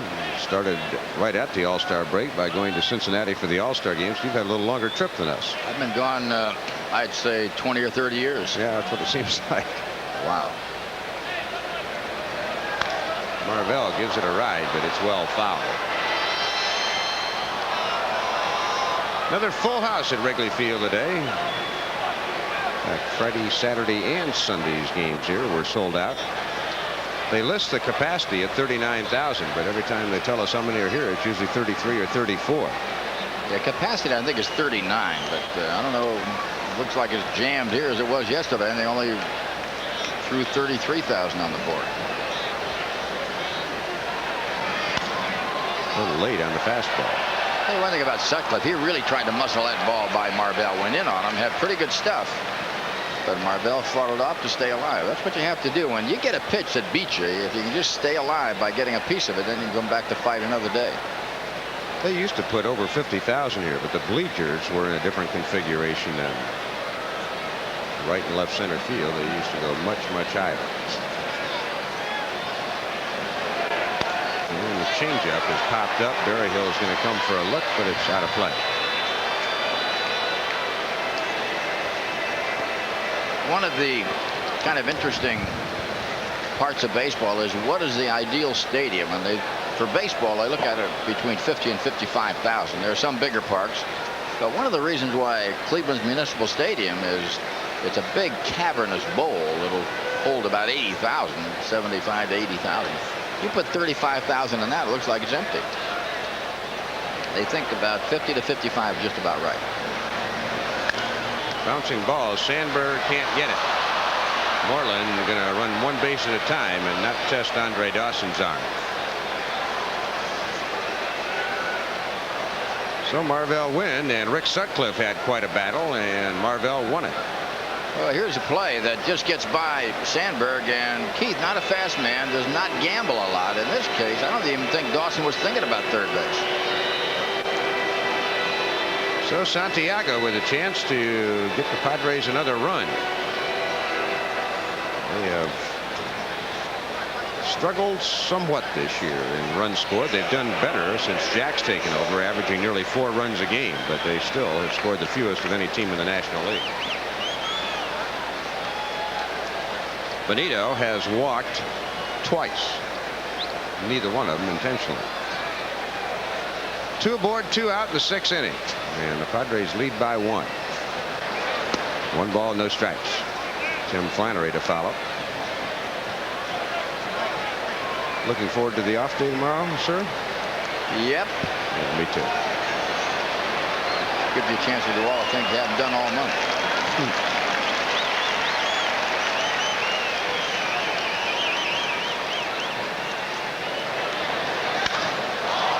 Benito got it. I don't know. Nope. Isn't going to carry you now. Boy, it was close there. Boy, the Padres have been hitting a lot of high drives in this series, but they just can't quite straighten them out. Boy, that's a 3-run pop if he straightens it out just a little bit. We go to the bottom of the 6th inning, 2-1, San Diego. The Padres at Surf Laundry Detergent are giving away a free Surf baseball card collectibles book to all fans at Friday's July 29th game against the Cincinnati Reds. I have a hunch that an airplane came flying over about the time I was reading that, David. I didn't see it. Did you get a look at it? No, I didn't see it either. We got the overhang here, but hands were going crazy. That's the snowbird from Canada. Pink snow. That's what they're talking about. I think they have a 7-plane formation compared to the 4 or 5 that the Blue Angels use. They don't get quite as tricky, and they don't have as powerful a craft. Sean Dunston popped to second his other at bat. So Jones only a 1-run lead to work with here in the 6th inning. Dunston, a first ball fastball hitter, and gets the slider. Tempe to the hole. He's going to load it up because Dunston can run, and he gets him by that old last step. Joe West down on the knees to get a better look. So all you need is the last step. You know, you can look at the old pros. They know just exactly what they can do, when they can do it, and why and how. And boy, they sometimes cut it very fine, but they know what they're doing. Sandberg is doubled and then lined out on a good running catch by Marvell.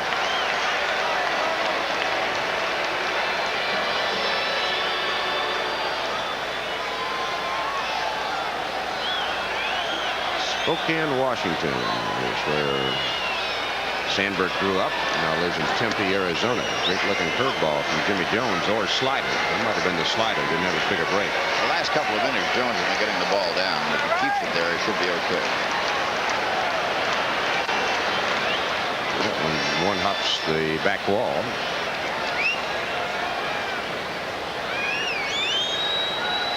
One and one, the count to Ryan.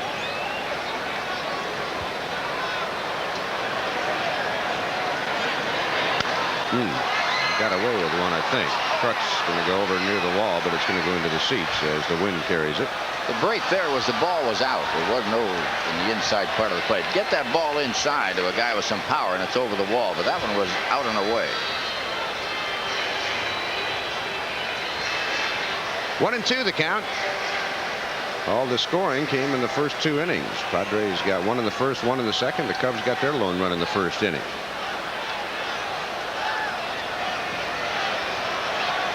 Mitch Webster, the following hitter, as Jones stares for the sign. Into center. Marvell should get this one as it got in on Sandberg. And 2 outs. We'll pause for station identification on the Padres Baseball Network. Your sports station, Las Vegas. We're KRLR TV 21, Cable 2. Mitch Webster has lined to right and single to left.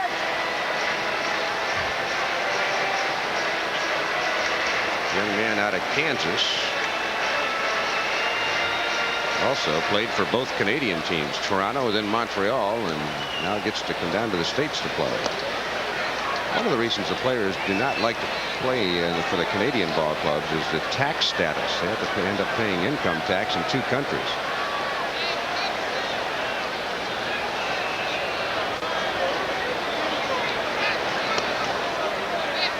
Real low, looked pretty good. 2-0. I don't think Benito liked the call at all.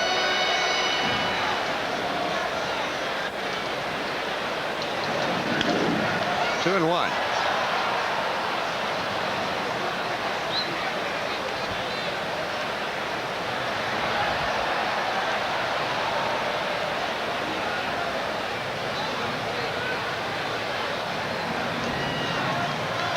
Papers here in Chicago today were talking about the Mitch Webster Dave Martinez trade. This is to left.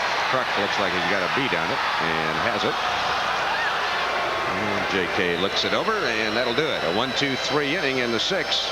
We move to the 7th with San Diego holding on by 1.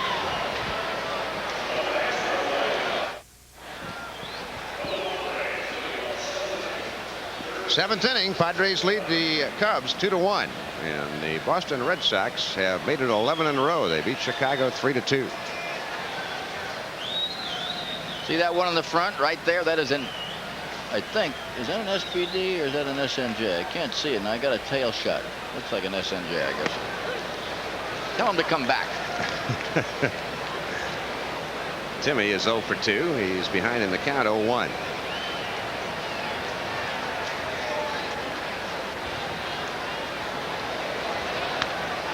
Tries to bunt, but right to Sutcliffe, and it's twice that's happened to the Padres today. Once to Flannery and once to Tony Gwynn. Tough to beat the bunts out when you smack them right back to the pitcher. Here's Robbie. He has singled and bounced to the pitcher. His single drove in Marvell Wynn with what is the lead run right now. Broke a 1-1 tie in the 2nd inning. Well, the way both pitchers started in the game, it appeared as though there could be up to 7 and 8 runs apiece. But boy, they have checked it very nicely from the 3rd inning on, both pitchers. Although Alomar's, or rather Santiago's drive to center field in the 6th almost had 3 runs. Boy, Sutcliffe hung his head all the way to the dugout after that pitch to Benito. He knew he'd made a mistake and got away with it. Got to be lucky once in a while. Jones made a bad pitch to Andre Dawson back in the 1st inning, and instead of Andre hitting it out in Waveland Avenue, he hit it straight up the chute to Benito.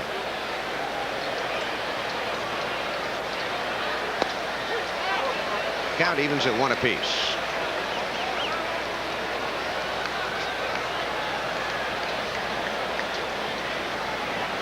Roberto picked up his 20th RBI with that single back in the 2nd.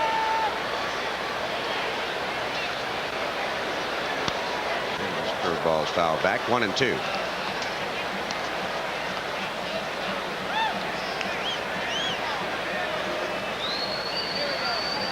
Just 20 years old, out of Salinas, Puerto Rico.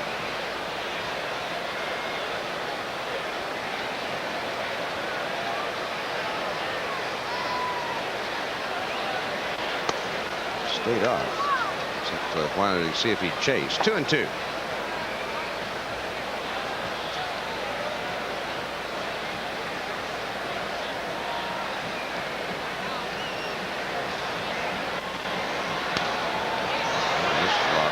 Seats. Jim DeShays and Dennis Rasmussen Tuesday as the Padres entertain Houston. Wednesday night, Nolan Ryan and Ed Whitson, and in the business special on Thursday, Bob Knepper and Eric Schau.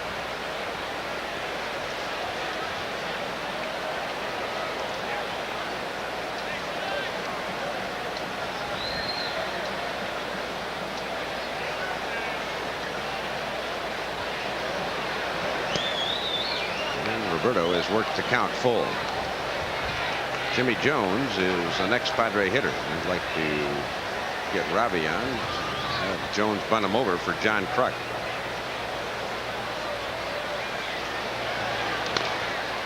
And instead, it's a bouncer to Palmeiro, to Sutcliffe, and that's the 3rd time that's happened in the last 2 innings. 3-1.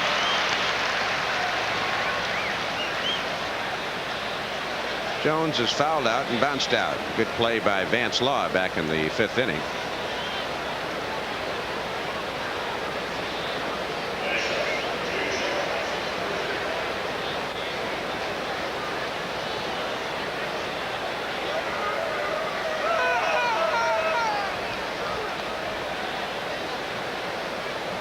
Dodgers lead Pittsburgh 2-1 in the 8th.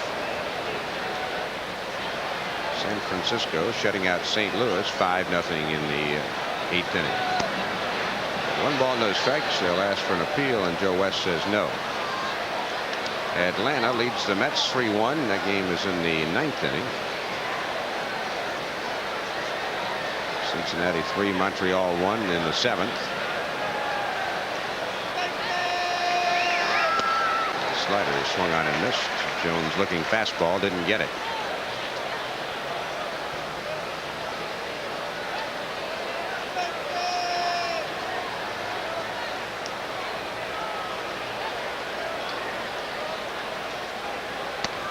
Got a fastball there, but Sutcliffe missed. 2-1. Padres 2, Cubs 1. San Diego trying to end up with a winning road trip. They're 5-5 on the trip. And ruled 3-1. Second time he's had 3 balls on a batter, David. He might be giving ground a little bit. Sutcliffe doesn't. He's not one of those guys who finishes everything he starts. He goes to the bullpen a lot. Sutcliffe has 6 complete games, which isn't bad, but you didn't get him. And Jones draws the walk.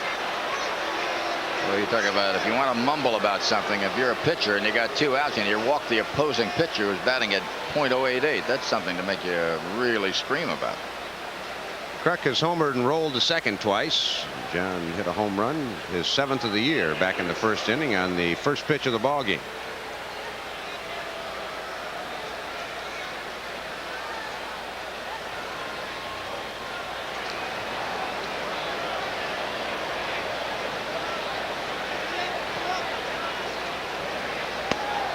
Good breaking pitch for a strike. Off the table curveball, that one was. Just kind of came up there and stopped and started biting down. Sutcliffe used to have a big curve and not much of a slider. He's gone away from the big curve, more to the slider. Kruk chasing bad pitchers. 0-2. John got the home run. He got a little bit thirsty. Sometimes when you have a good day like that, you want to do it again.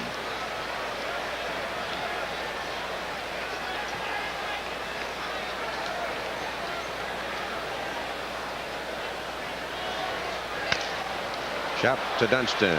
Sean will take the force, and the inning is over. So we head to the bottom of the 7th, and it's 2-1 Padres.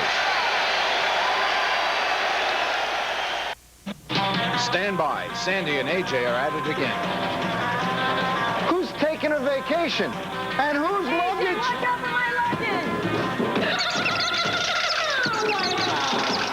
Join now for 12 months and receive a voucher for a trip to Hawaii for 2, 8 days, 7 nights via Continental Airlines. AJ, your trip. Shape up or ship out. Call now. Aloha. Hang 10 callers. Wait for me, Sandy. Oh! We go to the bottom of the 7th inning. How do you like Let's have some that? Padres fans here, huh? Those are our kids I read to you about. You know, the 4 youngsters that are here. There they are right there. That's Reggie Degner, Brian Freiling, Jeff Freiling, and Bob Soto. Little plug for our parent station, or hosts the network, KUSI, and for Jack McKeon. Dawson leads off in a 2-1 game, and Jones misses. 1 ball, no strikes. Well, Jimmy's in a spot right here. This is the one guy in the ball club that can take you downtown quickly, and this is the one guy you got to be careful of. Don't give him anything good, but you don't want to walk him either. So you got a tough job right here. High drive, shallow center. Marvell got there. I like that pitch. That was good stuff out and away, and Dawson wanted it inside. He got the end of the bat on the ball and hit a high flyer in the shallow right center field. That was a good pitch by Jimmy. He went for it hard. Watch this. He went for it out there. That's a tough pitch to hit over this wall if you're going to try to pull it.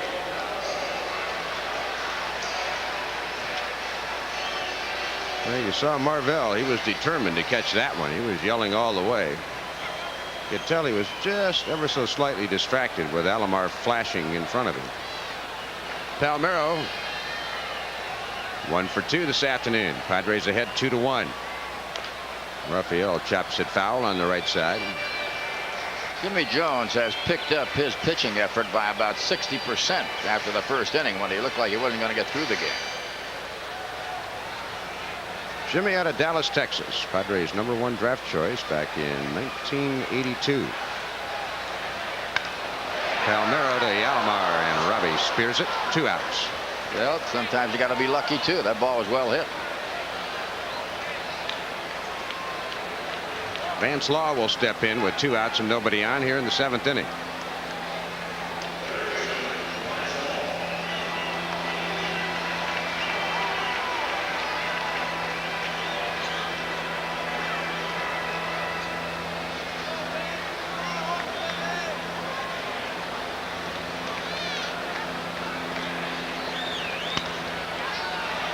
Popped up foul.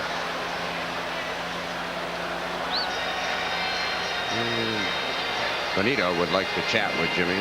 That slider was out over the plate a little bit and a little flat.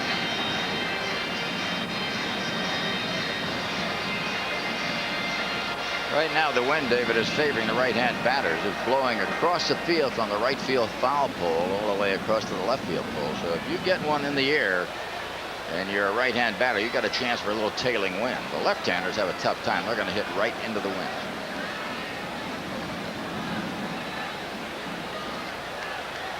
No balls and 1 strike to Vance Law. Breaking pitch high, a 1-1.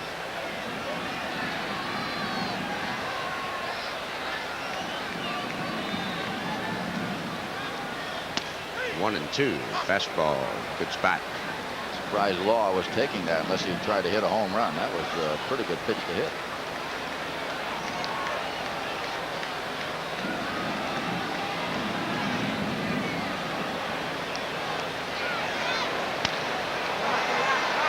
Truck says he'll have it and does, and 1, 2, 3. The Cubs go down again. So we head to the 8th with the Padres still leading 2-1.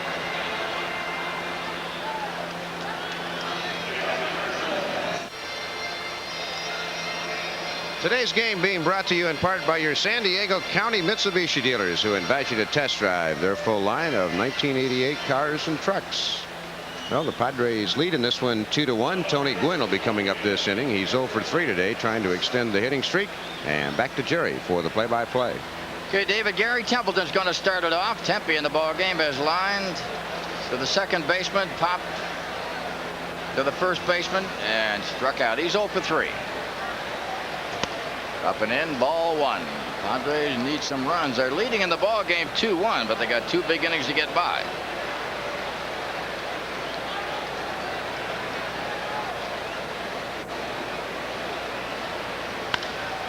Oh boy, Tempe had one, but lost it into center field. That was a pretty good pitch to hit, but he didn't turn on it, and it's 1 away. So Tempe's gone. 1 up, 1 down, 8th inning, and now Tony Gwynn coming on. This could be his last crack. He is 0 for 3. He's got an 18-game streak going. If he's going to extend it, this would be the time to do it.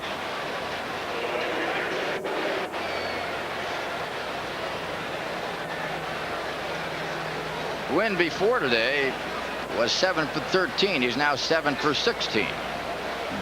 Still not too bad. Strike 1 right in there. The only final we have on the board at the moment. Boston, the Red Sox, beat Chicago, the White Sox, 3-2 at Fenway Park to extend their winning streak to 11 in a row. Left center field with some distance, but over to get it is Varsho, and Tony Gwynn, unless he comes up again, his streak will stop at 18. 2 down. That'll bring up Keith Moreland. Moreland struck out, fly to right, got a single to right field. It was in that 6th inning with 2 down when Moreland singled, then Wynn singled. Now Benito Santiago sent a drive deep to left center field that Varsho got in front of the, or rather the center fielder, Mitch Webster, got in front of the sign out there at 368 to take it away. That was a bid for a 3-run homer. 2-1 ball game. Padres leading. Moreland, ball 1. Sutcliffe has allowed only 5 base hits, 2 runs. He's walked 3 and struck out 4. The 1-0 pitch. And in the air, coming on fast, Varsho, he grabs that, and that's all. Padres go down quickly in the 8th inning. 1, 2, 3. We go to the bottom of the 8th. San Diego 2, Chicago 1.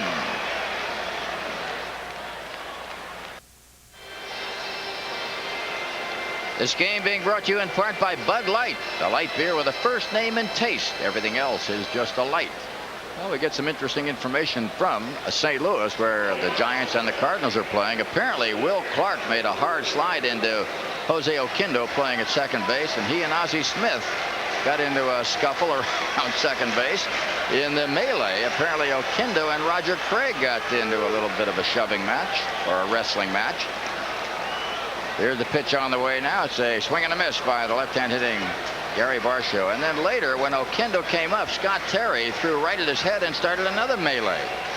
So things are getting kind of interesting in St. Louis. In that ball game, the Giants lead 5-0. They're in the 8th inning. Well, it's that time of year. The Cardinals having a terrible time. They're buried in the National League East, almost heading toward the cellar, 5th place. Curve is outside, and Jimmy Jones now runs the count. 2 balls and 1 strike. And the Giants, of course, who thought they were going to walk away with it, are having a real battle. There's Jeff Pico warming up. So a little late season problem. There's a ground ball. Nice play by Alomar racing to his left. He's got him. So Varsho's gone, leading off the 8th inning, 1 up and 1 down. That'll bring up Damon Berryhill. Incidentally, the attendance today, 33,217. Where they would get 39,000 in this park, I can't imagine. It looks like every seat is taken.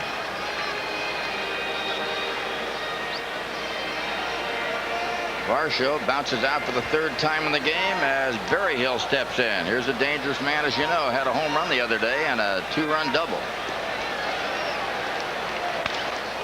Left center field. I don't think that's got the juice. And Kruk is there to grab it. 2 down. So Sutcliffe is giving ground for Jerry Mumphrey, and now Rick Sutcliffe is in a spot. Unless the Cubs got 2 runs to go ahead, he can't win it. Hate to see the ball go in the air to left center. That's the one part of the part it looks like it could go out of. But again, Jones had good mustard on the high heat, and Berryhill didn't quite get the bat head out. Wind, as we mentioned earlier, blowing across the field from the right field foul pole toward the left field foul pole, and anything in the air to left center field could carry out of here, even to left field, never mind just left center. Jerry Mumphrey, a former Padre outfielder, stepping in from the left side. Not a bad hitting pinch hitter. Mumphrey is 4 for 36 this year, but last year was one of the top men in baseball as a pinch hitter. Batting 154 overall. Has not been up right-handed, even though he's a switch hitter. He is 8 for 52 from the left side. That's overall at 8 for 52. Well, one thing you think about, if the Cubs get 1 guy on base, that means Dawson will definitely hit again.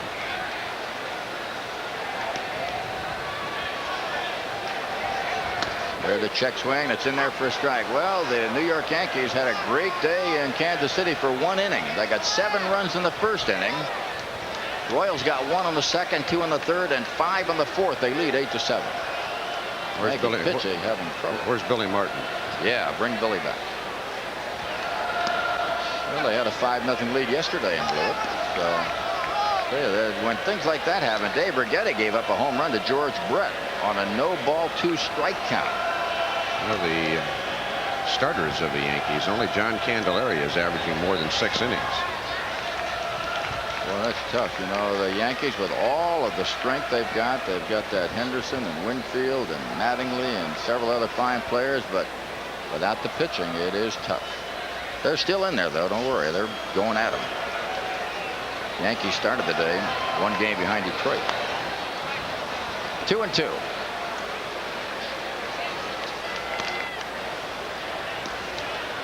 You hear about the scuffle in St. Louis? Yes, I just found out. Yeah, Will Clark went sliding hard into Jose Oquendo, and I guess Ozzie Smith took exception. That was fight number 1. And then they said Scott Terry came in, and the second pitch he threw was behind Mike Eldreddy's head, and then it really broke loose. Check swing inside, 3-2, and then somewhere in the middle of that skirmish, the first one, I think Oquendo and Roger Craig were wrestling around. Can't pick on those 60-year-old guys. Yeah, that was not confirmed, but that was what our sources told us. The unnamed, unimpeachable source. 3-2 the count. They said. Just inside, and Jimmy Jones loses Jerry Mumphrey. He was way ahead, lost him to a walk. Now Sean Dunston comes in as Mumphrey gets the base on balls. Good eye. That was an awfully tight pitch right there.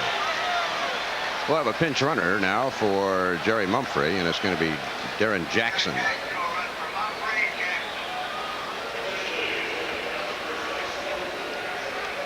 Well, unless Jackson gets thrown out, assuming the Padres can get out of this inning, that does mean they'll have to face Dawson in the ninth. Sean Dunston walked and scored in the first inning, popped to second, bounced to short.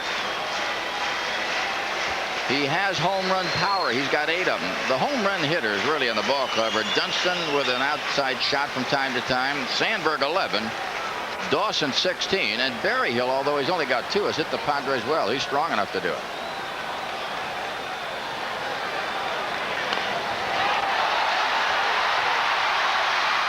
Boy, I can't believe that. Don Zimmer is going to have a chat with that young man. That's the wrong thing to do in a spot like that, and the Padres are delighted. So Dunston's gone. We go to the 9th inning. San Diego 2, Chicago 1.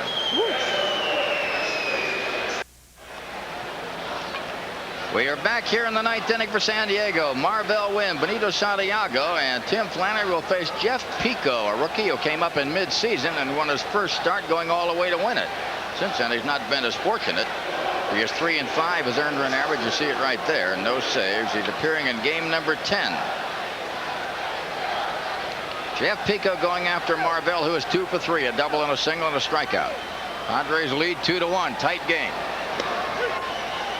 Strike 1. In the 9th inning for Chicago, looking ahead, it's Sandberg, Webster, and Dawson waiting. So Jimmy Jones will have to get rid of the 2nd, 3rd, and 4th batters in the lineup. Top. Might be trouble. Sandberg, though, an underhand toss gets Marvell. Looks for a minute like it might be a little bit shorter, but when it got by and into the waiting glove of Ryan Sandberg, he handled it nicely. 1 away. Rick Sutcliffe, who is the pitcher of record right now, went 8 innings, gave up 5 hits, 2 runs, walked 3, struck out 4. There's not been a run across the plate since the 2nd inning. Padres got their 2nd run in the 2nd. Benito Santiago walked twice and hit a drive to deep left center field that we thought was going to carry for a 3-run homer, but it just died in front of the fence.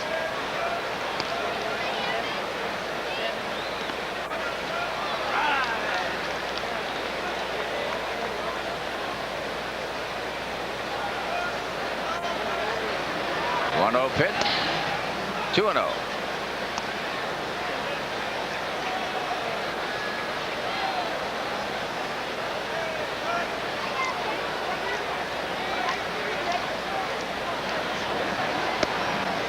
And 3 balls, no strikes. So Pico losing the plate.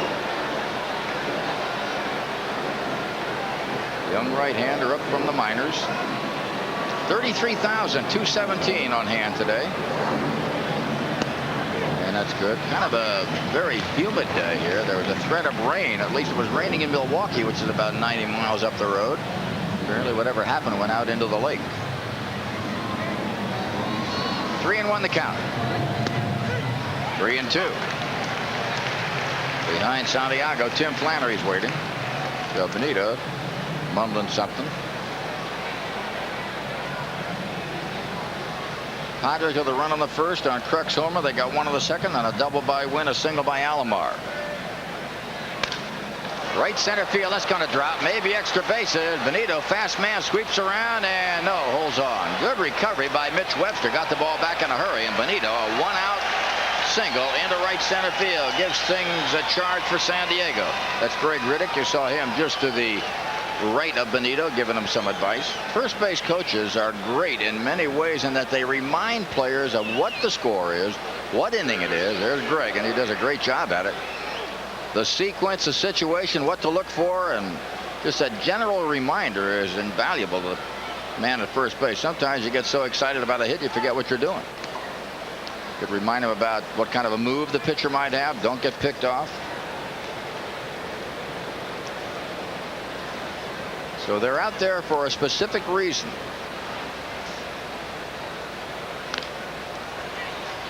Strike 1. Like the third base coach, of course, his job is to wave him in, and he can get into some hot water in that if he makes a mistake, or at least if people think he makes a mistake. The man at first base does a lot of reminding. Who can throw in the outfield? How well? 1 strike pitch. There goes Benito. A looper to right field, and that ball gets by Dawson. Gets by Dawson. Flannery's going for second, and that might be a hit and an error. Runners at second and third. Boy, what a big break for the Padres. Dawson almost got it, and then it squeezed by him. Let's watch it. Look at Andre, how close it comes. And I'm not so sure that shouldn't have been a flat-out error. That ball never hit the ground, just went off his glove. But in this case, we'll give Tim a double. Padres. Well, that ball should have been caught, and it wasn't. The Padres will gladly take it. Here's Roberto Alomar, singled in a run on the second. Bounce to the pitcher, bounce to first. And now the Cubs are going to put him on and go after Jimmy Jones. Well, that makes sense. What else would you do? You got to load him up. You got a shot at any base, and you got the weak hitter Jimmy Jones up there and place Roberto Alomar. So Alomar's going to trot down to first. You better keep my eye on the ball. The other day they tried to pick off attempt. We were all looking someplace else when it happened. That was the game lost by the Padres in that crazy 11th inning. Randy Reddy coming on is going to hit for Jones. So Jimmy's job is done. He gave ground to Reddy. That means that Mark Davis, warming in the bullpen, will be coming on. Good move by manager Jack McKeon. He gets 2 hitters up there, Reddy, then Kruk to follow. The key here is we look at Mark Davis is for Reddy to stay out of any possible double play. Padres will take that extra run and gamble on anybody coming out of the bullpen. And for Jones, who's pitched a brilliant ball game, sometimes in the final stages of the game you get weary. So Reddy moving in.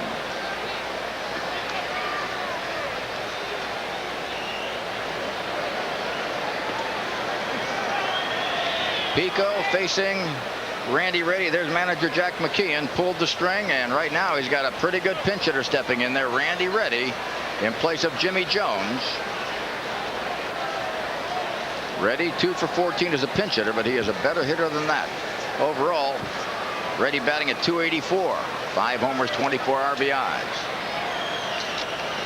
Bases loaded. Inside ball 1. Reddy with a good eye too. He'll take a walk if you give it to him. So Pico, couple of base hits and a walk. The bases are loaded, although the ball that was hit by Flannery was a catchable ball by Andre Dawson. It got away from him. Atlanta beat the Mets second day in a row 4-2. The other final in the American League, Boston beat Chicago 3-2. Red Sox have won 11 in a row, and the Padres right here trying to go home on a high note. They want a winning record on the road trip. Up the middle, ground. Oh my goodness gracious, a double play. Reddy hit a bullet. Pico turned it in, and Benito nailed it third, and the Padres come up dry. Watch this one. And reacted beautifully to get the runner at third. Benito, who had broken and was an easy out. Woo. So we go to the bottom of the 9th inning, and it's still San Diego 2, Chicago 1. You want anything? How about a light?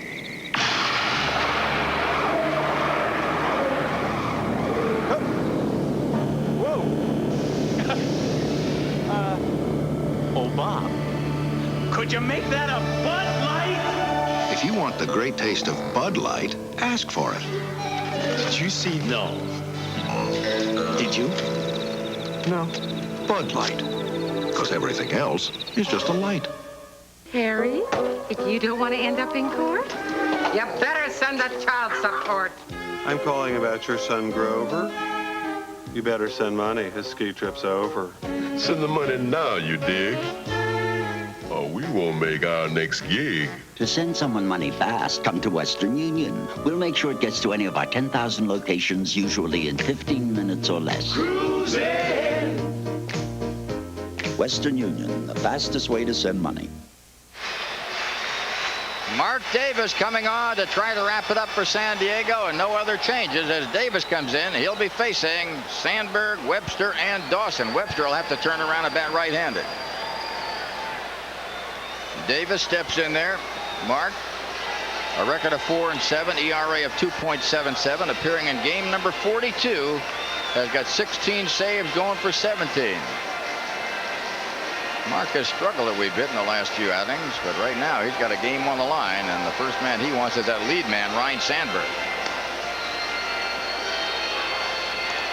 We have all the scores for you in our post-game show, bring up to date on who won it, winning and losing pitchers, home runs, and etc. But right now, the game out there, bottom of the ninth inning, 33,217.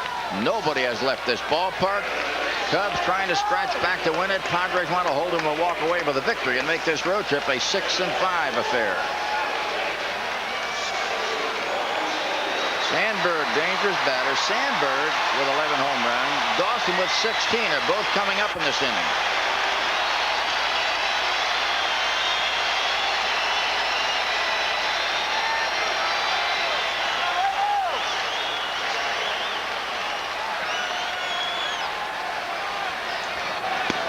Sandberg doubled in the only Cub run in the first inning. He takes strike one. He lined to center in the third and flied to center in the sixth. And the line out to center field in the third was well hit. Sandberg right now is 2 for 16 in the series, but a dangerous batter.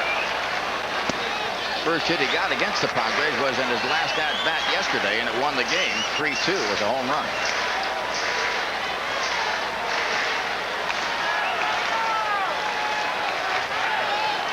One pitch. 2-1. Sandberg is also not a good guy to walk. He can run.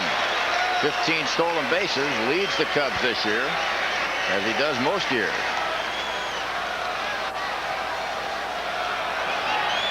Two-one pitch. Chopper off the hand. Can he make the play? And he does by an eyelash. Woo-wee.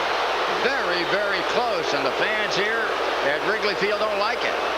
Let's see if that hand's all right. That was a bare-handed grab. Let's see what he does. Apparently, plate umpire is going to ask him how you doing. Look at that. He goes for it. Good thing he did. I don't know if he got Sandberg. And an underhand shovel. I don't even think he had complete control when he got rid of it. Very tight play, but Sandberg is out. And it's one away. Play goes 1-3. So apparently, Mark says, I'm okay. I don't need any extra tosses. He's going to go after Mitch Webster now. Webster line to right, single to left, fly to left. 1 for 3. One down, bottom of the ninth. 2-1, San Diego trying to go home victorious. Curveball. Right.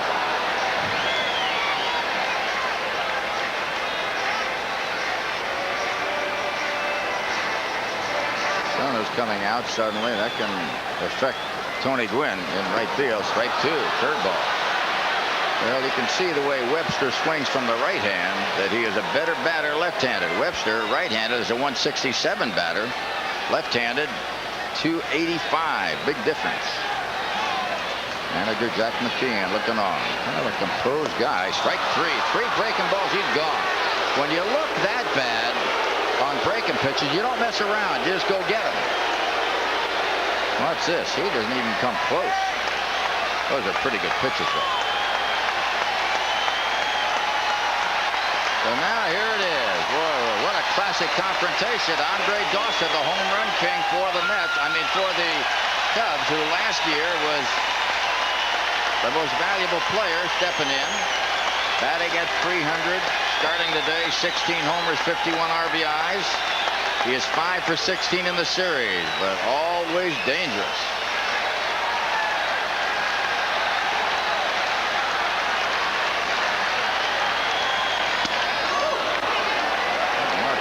I know Benito did, but it's ball one.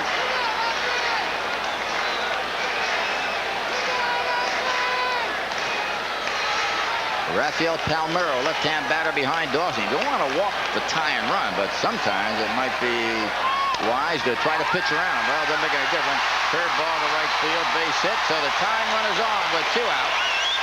And now here comes Palmeiro. Boy, Dawson sat on that and really spanked it nicely.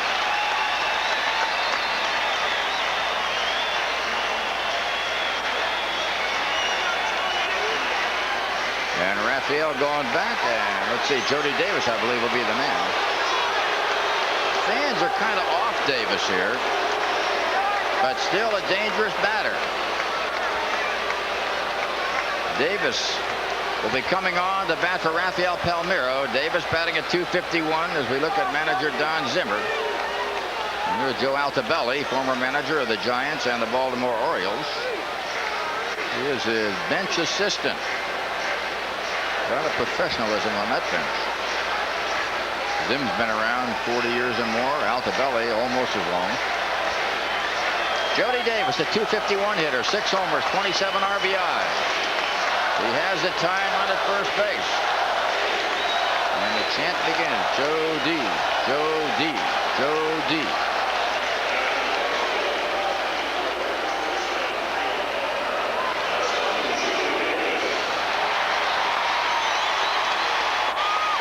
Davis has a pinch hitter in the ball game that was won by the Cubs 5-4 and 11, struck out. He came on in the game won by the Padres 3-1 and hit into a double play. That was a great play by Chris Brown. So he is 0 for 2 as a pinch hitter in this series. As a pinch hitter overall, he is 0 for 5. But don't hold him cheap. He can reach the seats and has. Runner at first, pitch. A little bit high for a ball. Mark falls behind.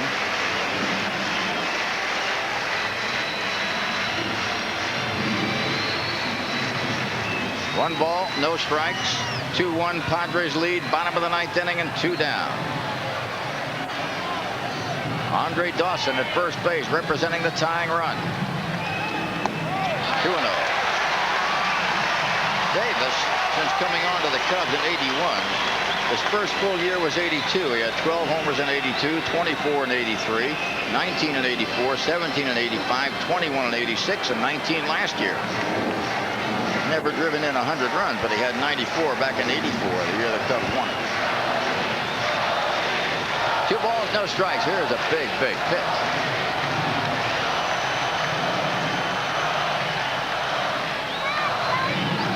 Breaking ball in there for a strike. Good pitch by Mark Davis. Going after Jody Davis. The Davis boys in a confrontation. Dawson at first base representing the tying run. Jody Davis at the plate. Mark Davis for the Padres in relief of Jimmy Jones. Won 8 innings, allowed 4 hits on a run, walked 2, struck out 1.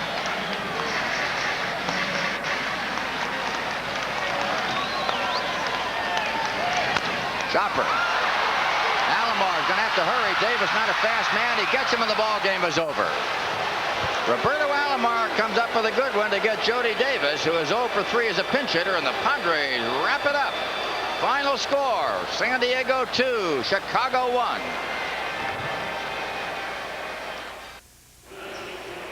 Today's ball game won by the Padres 2-1, and the star of that ball game brought to you by Budweiser Beechwood Age for that distinctively clean, crisp taste. Jimmy Jones, who in 8 innings gave up 4 hits and 1 run, walked 2, and he struck out 1. Remember, fans, for all that you do, this Bud's for you. Line score, San Diego 2 runs, 7 hits, Chicago 1 run, 5 hits. Our executive producer and director of Padres baseball is Steve Silverman.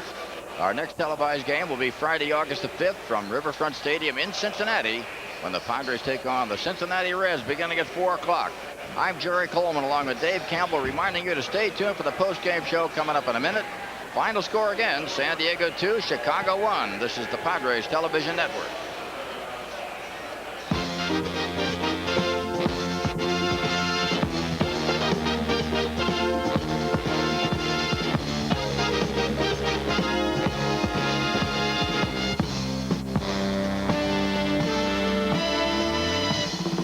The 1988 Padres on television.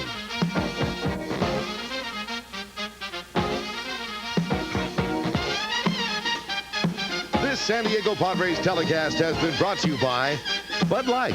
Everything else is just a light. And by your San Diego County Mitsubishi Motors dealers, who've teamed up with Tony Gwynn to offer you a winning deal. Participating sponsors include Jack in the Box Restaurants, Unical 76, General Tire, and Taco Bell. Now stay tuned for the Padres postgame show on the San Diego Padres Television Network.